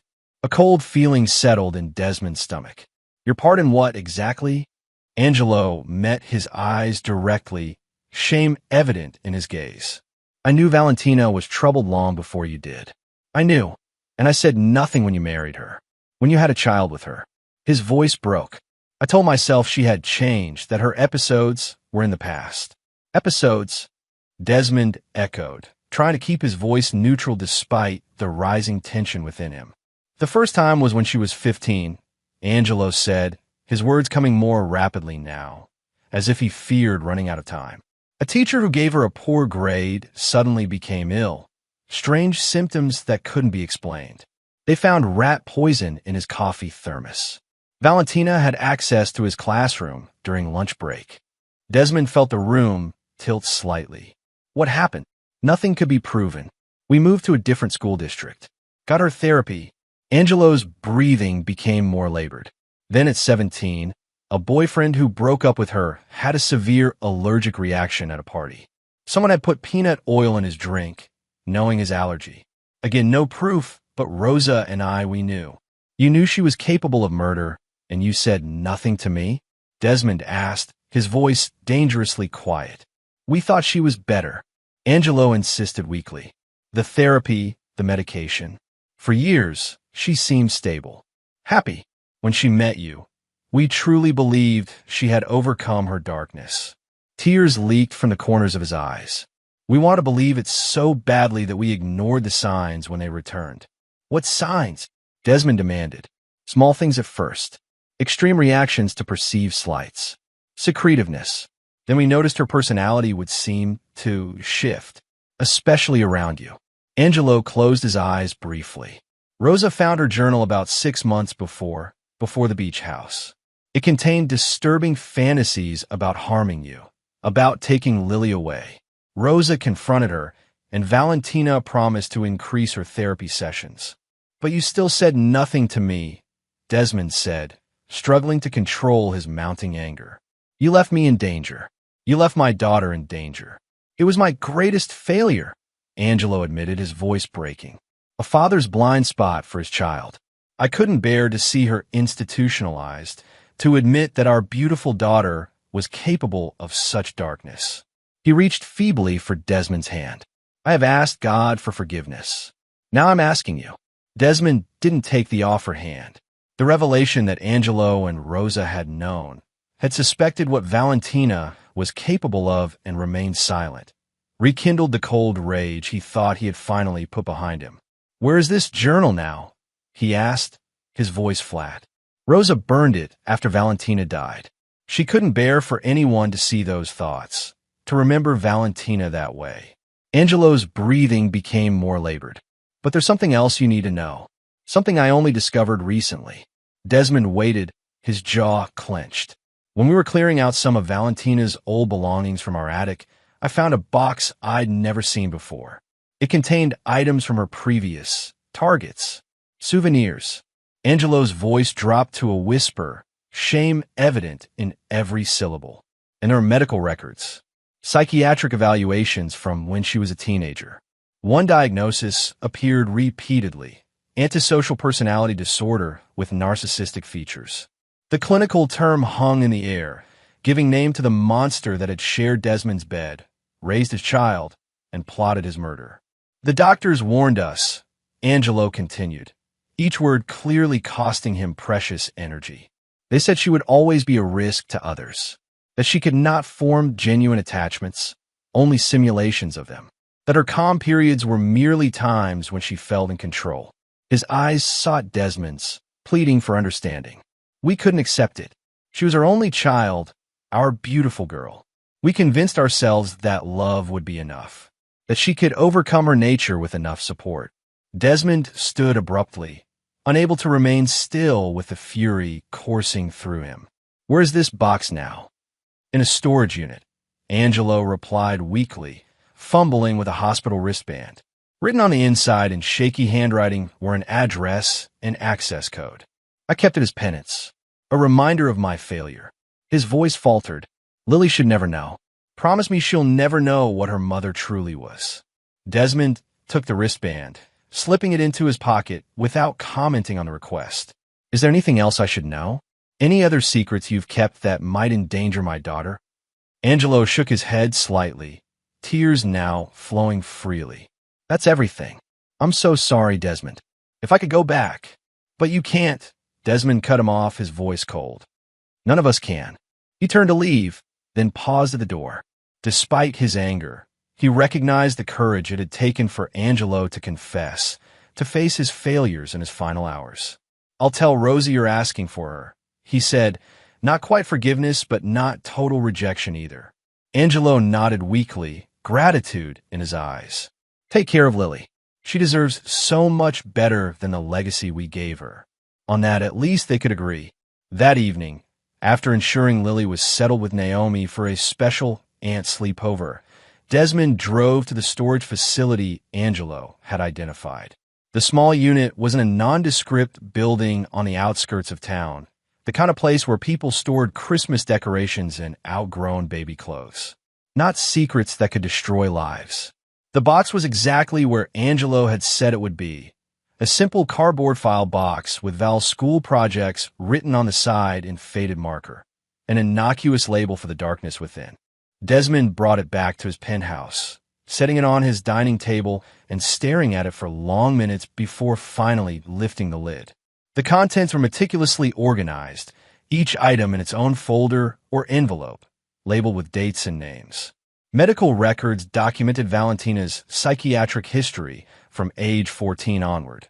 Evaluations, treatment plans, prescriptions for various antipsychotics, and mood stabilizers. Notes from therapists detailed her concerning lack of empathy and highly developed ability to mimic appropriate emotional responses. One psychiatrist had written with disturbing prescience. Patient demonstrates remarkable charm and persuasiveness. She can present as completely normal and even exceptionally empathetic when it serves her purposes. This makes her particularly dangerous, as those close to her will likely dismiss warning signs as anomalies rather than glimpses of her true nature. Beneath the medical documents were the souvenirs Angelo had mentioned: a teacher's monogrammed pen, a class ring from a former boyfriend, a lock of hair from a childhood friend who had mysteriously fallen ill after a sleepover. Small, seemingly innocuous items that took on sinister significance in this context. And then Desmond found something unexpected, a small leather journal with his own name embossed on the cover. He didn't recognize it. It wasn't something he had given Valentina. Opening it with unsteady hands, he found page after page of detailed observations about him. His habits, his preferences, his weaknesses. The early entries were almost loving, noting things like his favorite foods or how he looked when concentrating on work. But about 2 years into their marriage, the tone changed dramatically. Entries became calculating, critical, even hateful. Valentina had documented perceived slights, moments when he had failed to prioritize her needs, instances when he had paid more attention to work or to Lily than to her. The final pages contained what could only be described as murder plans, different scenarios for eliminating him, each evaluated for effectiveness and likelihood of detection. The poison bourbon had been only one of several options she had considered. Others had included tampering with his car's brakes or staging a break-in gone wrong. Most chilling of all was a list titled after Dee's death, which included detailed plans for using his life insurance money, selling his company assets, and eventually relocating with Lily to start fresh in another country. Piers Kavanaugh appeared in these plans initially, but in later entries, he was described as becoming a liability and may need to be eliminated as well. The evidence was irrefutable. Valentina had never loved him, had likely never been capable of genuine love for anyone. Their entire relationship had been a performance, a long con orchestrated by someone whose emotional landscape was fundamentally alien to normal human experience. And her parents had suspected, had known on some level, what she was. Yet they had remained silent, allowing him to marry her, to father a child with her, to build a life on what amounted to quicksand. Desmond sat motionless at his dining table until dawn, absorbing the full horror of what he had discovered. By the time the first light of morning touched the eastern sky, he had reached several conclusions. First, Lily must indeed never know the full truth about her mother. The sanitized version she currently believed, that Valentina had been troubled, had made terrible mistakes, but had loved her in her way, was painful enough. Learning that her mother had been a calculating sociopath incapable of genuine love would devastate her. Second, the Russos' role in his life and Lily's would need to be reevaluated. Angelo was likely already gone. Rosa would be deep in grief. But once the immediate crisis passed, boundaries would need to be established based on this new understanding of their complicity. Third, and perhaps most important, Desmond himself needed to find a way forward that didn't allow Valentina's posthumous revelations to poison his future or Lily's. The rage he felt was justified, but ultimately destructive if he continued to nurture it. As the sun rose fully, Desmond made a decision. He gathered the contents of the box and took them to his balcony. There, in a small metal fire pit they sometimes use for esmores on cool evenings, he burned every document, souvenir, piece of physical evidence of Valentina's true nature. He watched as the psychiatric reports curled and blackened, as the journal containing plans for his murder disintegrated into ash, as the souvenirs of her previous victims melted or charred beyond recognition. When nothing remained but ashes, Desmond gathered them into a small metal container. Later, when he was alone with his thoughts, he would scatter them into the ocean, not as a memorial, but as a final severing of Valentina's power to harm him or Lily. The physical evidence was gone, but the knowledge remained. Knowledge that would shape his decisions moving forward, that would inform his vigilance and his caution, but that would not, he promised himself, prevent him from eventually finding some measure of peace. That evening, he received word that Angelo Russo had passed away peacefully, with Rosa at his side. Desmond felt a complex mixture of emotions, anger still simmering beneath a layer of reluctant pity. The man had failed catastrophically in his responsibility to protect others from his daughter, but he had also lived with that knowledge, that guilt, for decades. Perhaps that had been punishment enough. For Rosa, who would soon be planning her husband's funeral, Desmond felt a more complicated empathy. She had lost both her husband and her daughter, had seen her family's darkest secrets exposed, had been forced to confront her own complicity in enabling Valentina's behavior. Yet she remained Lily's grandmother, a connection to her past that couldn't simply be severed without causing further harm. As Desmond tucked Lily into bed that night, after breaking the news about her grandfather's death as gently as possible, she looked up at him with eyes that seemed older than her 7 years. "Daddy," she said softly, "are you sad about Nano?" Desmond chose his words carefully. "I'm sad that you're sad, Lillipad, and I'm sad that Nana is going to be very lonely now." Lily nodded, processing this. "Is it okay if I still love Mommy and Nano, even though they did bad things?" The question caught Desmond off guard, piercing straight to the heart of what he had been wrestling with all day. "Of course it is," he said, stroking her hair. "Love is complicated. Sometimes we love people even when they make terrible mistakes. But you'll never make those kinds of mistakes, right? You'll always be here to protect me. Always, Desmond promised, meaning it with every fiber of his being. No matter what. As Lily drifted to sleep, Desmond realized that the path forward was clearer than he had thought. His role wasn't to erase Valentina from Lily's life or to demonize the Russos. It was to provide stability, to be the parent who never failed her, and to help her develop the strength and judgment that would allow her to understand her complex inheritance when she was old enough.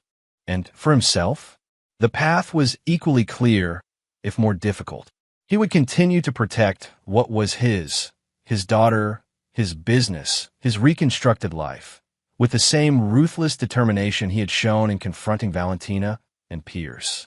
But he would not allow their betrayal to define him entirely. He would find his way back to some version of the man he had been before, not naive, but not consumed by distrust either.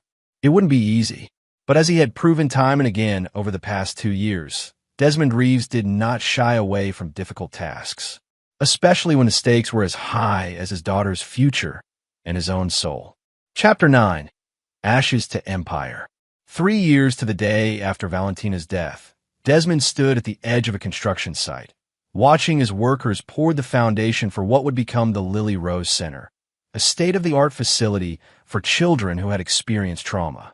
The project represented everything he had been working toward in the years since his life had imploded, a way to transform personal tragedy into something meaningful, to create something enduring from the ashes of destruction.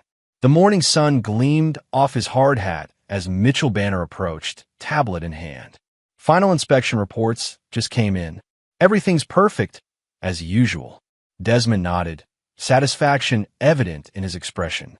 Reeves Holdings had not just recovered from the scandals surrounding Valentina and Pierce. It had thrived, expanding into new markets and earning a reputation for both design excellence and uncompromising integrity. The company now specialized in projects that serve community needs while generating healthy profits, a balance that had once seemed impossible in the cutthroat development world. And the Bailey contract? Desmond asked, referring to their latest acquisition, a struggling construction firm with prime government contracts that had been mismanaged to the brink of bankruptcy. Signed yesterday, Mitchell confirmed. We got it for 30 cents on the dollar, just like you predicted. Previous owners never saw us coming. Desmond allowed himself a small smile. The Bailey acquisition had been meticulously planned over 18 months, a complex maneuver involving strategic hires from their management team, carefully timed market moves to depress their stock value, and finally, a rescue offer that appeared generous but actually represented a fraction of the company's true worth. It was the kind of ruthless business strategy that had become Desmond's signature, calculated, patient, and devastatingly effective. The business world had learned what Valentina and Pierce had discovered too late, that beneath Desmond Reeves' composed exterior lay a mind capable of implacable determination when his interests were threatened. Have HR prepare the standard transition package for their employees, Desmond instructed, but flag anyone associated with the previous management for review. His tone left no doubt about what that review would entail, a thorough investigation into their competence, integrity, and loyalty before deciding whether they had a future with Reeves Holdings. As they walked back toward the trailer that served as the site office, Desmond spotted a familiar car pulling into the gravel parking area. Rosa Russo, elegant even in widowhood, emerged with a small girl who immediately broke into a run when she spotted Desmond. "Daddy," Lily called, now a vibrant 8-year-old whose resemblance to Valentina had faded as her own personality emerged more strongly. "We came to see the big trucks." Desmond scooped her up, swinging her in a circle that made her shriek with delight. "Well, you're in luck, Lillipad. We're pouring concrete today. Want to see?" As Lily nodded enthusiastically, Desmond caught Rose's eye over his daughter's head. Their relationship had evolved into something neither could have imagined in the aftermath of Valentina's death and Angelo's deathbed confession. Not friendship, exactly, but a carefully negotiated alliance rooted in their shared love for Lily. Rosa had grieved her husband, sold their too-large house, and moved into a modest condo closer to Desmond and Lily. She had undergone intensive therapy, confronting her role in enabling Valentina's behavior, and had emerged with a hard-won wisdom that Desmond grudgingly respected. "She insisted on surprising you," Rosa explained as she approached. "We were driving past, and she recognized the Reeves construction signs." "It's a welcome surprise," Desmond assured her, setting Lily down and retrieving a child-sized hard hat from the site office. "Perfect timing, too. We're about to pour the foundation for the building that will have your name on it." Lily beamed with pride as she donned the hard hat. "Can I push the button to make the cement come out?" "Concrete," Desmond corrected gently. "And yes, I think that can be arranged." As they walked toward the massive concrete pumps, Lily between them holding both their hands, Rosa spoke softly. "She's flourishing, Desmond. Her teacher says she's reading 2 grade levels ahead and showing real leadership qualities." "She's resilient," Desmond agreed. "Like her mother in the best ways, and none of the worst." It was as close as he ever came to acknowledging the complex genetic inheritance Lily carried. The charm, intelligence, and determination that had been Valentina's gifts, separated from the pathological narcissism that had twisted those qualities toward destruction. Rosa squeezed his hand briefly in silent acknowledgement of what remained unspoken between them. Their shared vigilance for any signs that Lily might have inherited more than just her mother's amber eyes and quick wit. So far, those signs had been blessedly absent. Lily showed normal empathy, formed healthy attachments, and processed disappointments with appropriate emotion rather than calculated revenge. The therapist who had monitored her development since the tragedy described her as remarkably well-adjusted given her history, words that had brought Desmond more relief than any business success ever could. After the site visit, as Desmond drove Lily home while Rosa returned to her volunteer work at a local literacy program, his phone rang through the car speakers. "Boyd McAllister." "Hey, Boyd, you're on speaker with Lily," Desmond said, a warning for his security consultant to keep the conversation appropriate. "Hi, Miss Lily," Boyd said warmly. "How's the smartest third grader in Oakdale today?" "Good. I just helped pour concrete at Daddy's new building," Lily replied, carefully pronouncing the word Desmond had taught her. "Sounds exciting. Listen, Desmond, I just wanted to confirm our meeting tomorrow about the Seattle expansion. Nothing urgent. We're still on," Desmond confirmed, recognizing Boyd's coded message. Their Seattle expansion discussions were actually updates on the network of surveillance and protection measures that Boyd maintained around Desmond's family and business interests, a security apparatus that had grown increasingly sophisticated over the years. After dropping Lily at her piano lesson, Desmond drove to his office downtown, his mind already shifting from father mode to the calculated precision that characterized his business persona. His assistant, Marion, met him at the elevator with a stack of messages in his afternoon schedule. "The foundation board meeting starts in 20 minutes, she reminded him. "And Mr. Walsh called to confirm your dinner meeting at the grill. He says he has interesting news about Pierce Kavanaugh." Desmond's stride faltered almost imperceptibly at the name. Pierce had been imprisoned for almost 2 years now, serving his sentence at a medium-security federal facility in Colorado.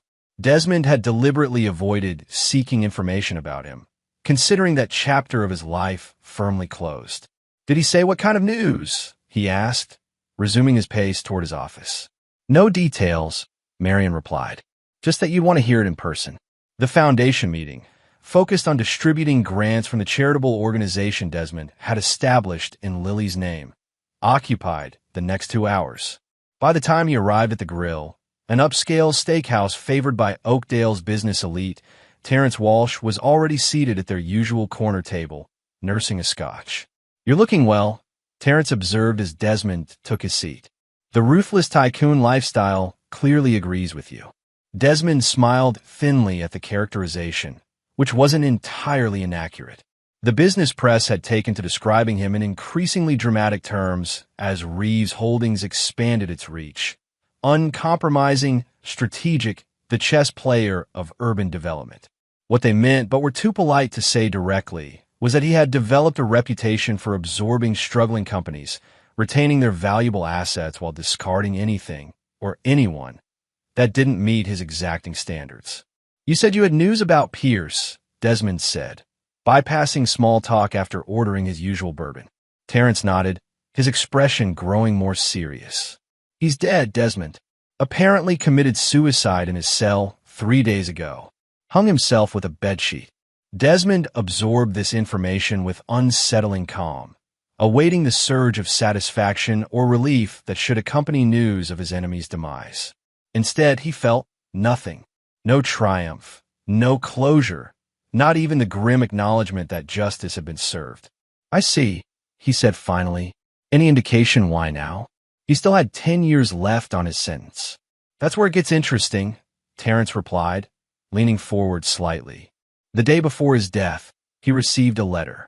Prison authorities won't disclose the contents, but my contact says it devastated him. He didn't eat, didn't speak to anyone, and then was found dead the next morning. A letter from whom? Desmond asked, though he already suspected the answer. Terrence met his gaze directly. The return address was your office, Desmond. For a moment, silence hung between them. Then Desmond took a deliberate sip of his bourbon. I didn't send Pierce Kavanaugh a letter, Terrence. I haven't had any contact with him since his sentencing. I figured as much, Terrence acknowledged. But someone wanted him to think you did. Someone who knew exactly what to say to push him over the edge. Do we know who actually sent it? Not yet, but I have people looking into it. Terrence's expression was carefully neutral. Should I be concerned about what they might find? The question hung in the air, laden with implications. Desmond considered his response carefully. I didn't orchestrate Pierce's suicide, if that's what you're asking.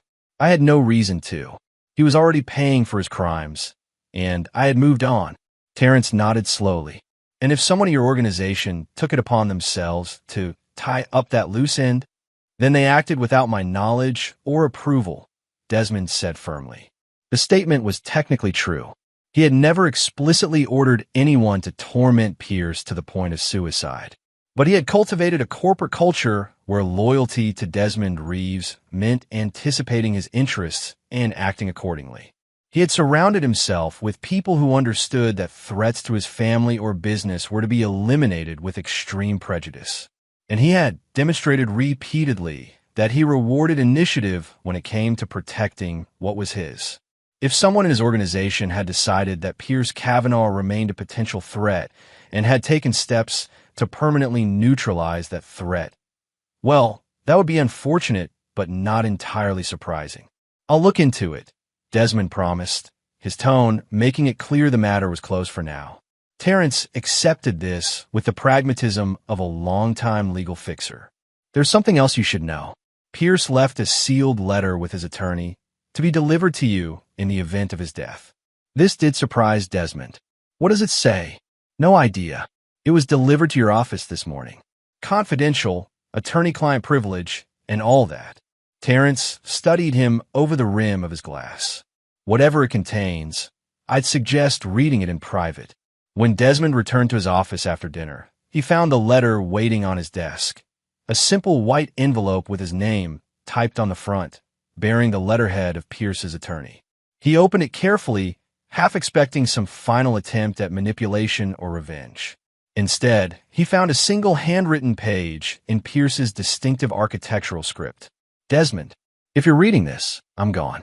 Probably by my own hand, though in a way, we both know that's not entirely true. I don't expect forgiveness.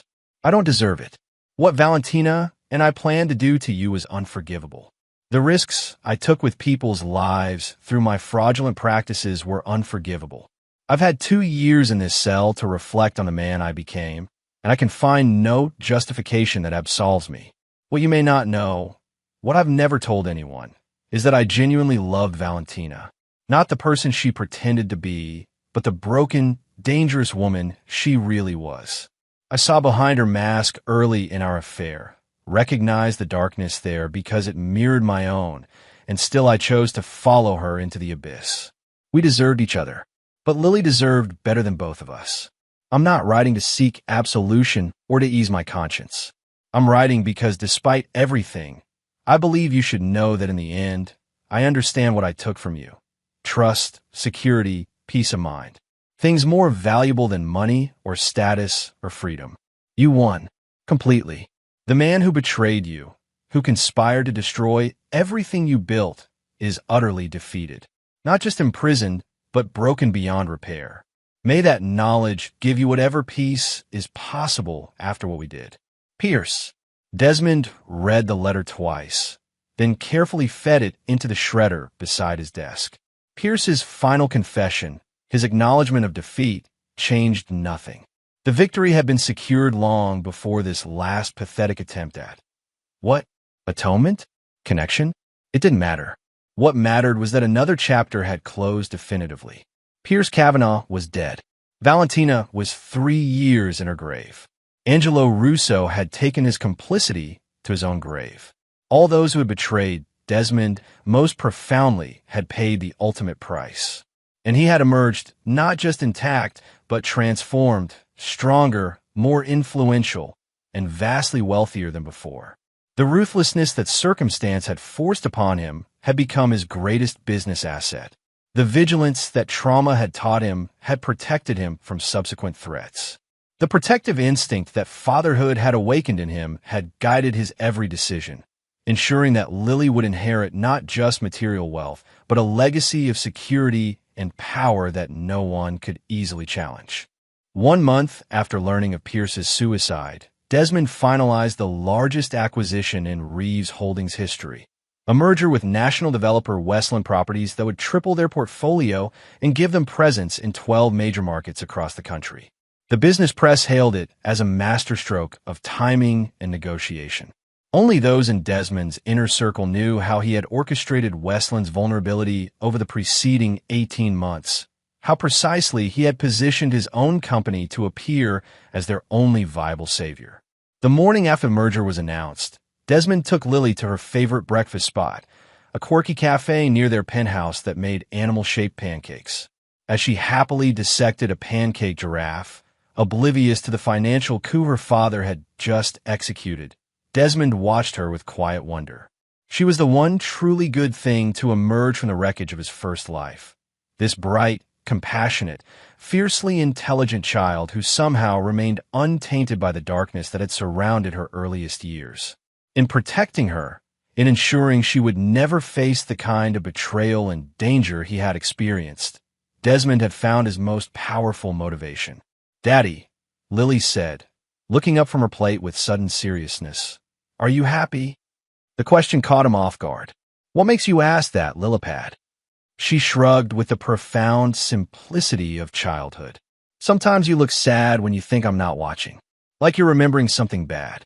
Desmond considered his answer carefully. "I'm happiest when I'm with you," he said truthfully. "Sometimes I remember difficult things, but that doesn't mean I'm not happy right now." She seemed to accept this, returning to her pancakes with renewed enthusiasm. "I'm happy too," she declared, "even though I still miss Mommy sometimes." "That's natural," Desmond assured her, maintaining the careful balance he had cultivated in discussing Valentina, acknowledging her loss without demonizing her mother or revealing truths Lily wasn't ready to handle.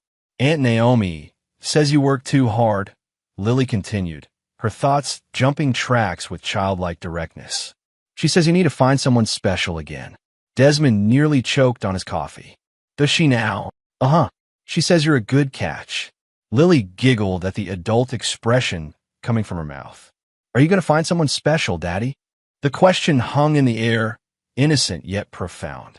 In the 3 years since Valentina's death, Desmond had deliberately avoided romantic entanglements. Some interpreted this as ongoing grief. Others, who knew more about what had really happened, understood it as caution born of devastating betrayal. The truth was both simpler and more complex. Desmond had reorganized his priorities entirely, placing Lily and his business empire at the center of his existence and leaving little room for anything else. "Maybe someday," he told Lily, unwilling to close any doors that might lead to her happiness. "But for now, I have my hands full with you and work." She seemed satisfied with this answer, returning to the important business of saturating her pancakes with syrup. Desmond watched her, marveling at her resilience and normalcy despite everything she had endured. Later that evening, after Lily was asleep, Desmond stood on his penthouse balcony overlooking the city he had increasingly come to dominate. Lights glittered below, many from buildings that now belonged to Reeves Holdings, others from projects that would soon fall under his influence as the Westland merger was implemented. His phone buzzed with a text from Boyd, package delivered. Issue resolved permanently. Desmond didn't need to ask for clarification. The package referred to a former Westland executive who had been threatening to challenge the merger with allegations of impropriety. Resolved permanently meant the threat had been neutralized, not through violence, which Boyd knew Desmond would never authorize, but through the careful application of pressure to the man's more vulnerable points. Perhaps financial leverage, or evidence of his own misconduct, or threats to his professional reputation. The specific method didn't matter, only the result. Acknowledged, Desmond texted back simply. He returned his gaze to the cityscape, feeling the now familiar sense of calculated satisfaction that had replaced more spontaneous emotions in his life. Not happiness, exactly. Lily had been perceptive in her observation, but something adjacent to it. A sense of order restored, of control maintained, of threats anticipated and neutralized before they could materialize. The man who had once built houses with meticulous attention to detail now built empires. The man who had once trusted implicitly now verified exhaustively. The man who had once believed in second chances now ensured that those who betrayed him never got the opportunity to do so again. The transformation was complete. The old Desmond Reeves, trusting, optimistic, perhaps a bit naive despite his business acumen, had died the night Valentina revealed her true self at the beach house. The man who had emerged from that crucible was harder, colder, infinitely more dangerous to those who crossed him, but also capable of a depth of protective love for his daughter that was the one pure thing remaining from his previous life. As he turned to go inside, Desmond caught his reflection in the glass doors, successful, imposing, untouchable, precisely as he had rebuilt himself to be. The world that had once conspired to destroy him now bent to his will, and those who had betrayed him had paid the ultimate price for their mistakes. It wasn't happiness, perhaps, but it was victory, and for Desmond Reeves, that had become enough. And there you have it. Another story comes to an end. What did you think? I'd love to hear your thoughts in the comments below. If you enjoy this story, consider joining our community by subscribing. It means the world to us. For more stories like this one, check out the recommended videos on screen, and I'll see you there.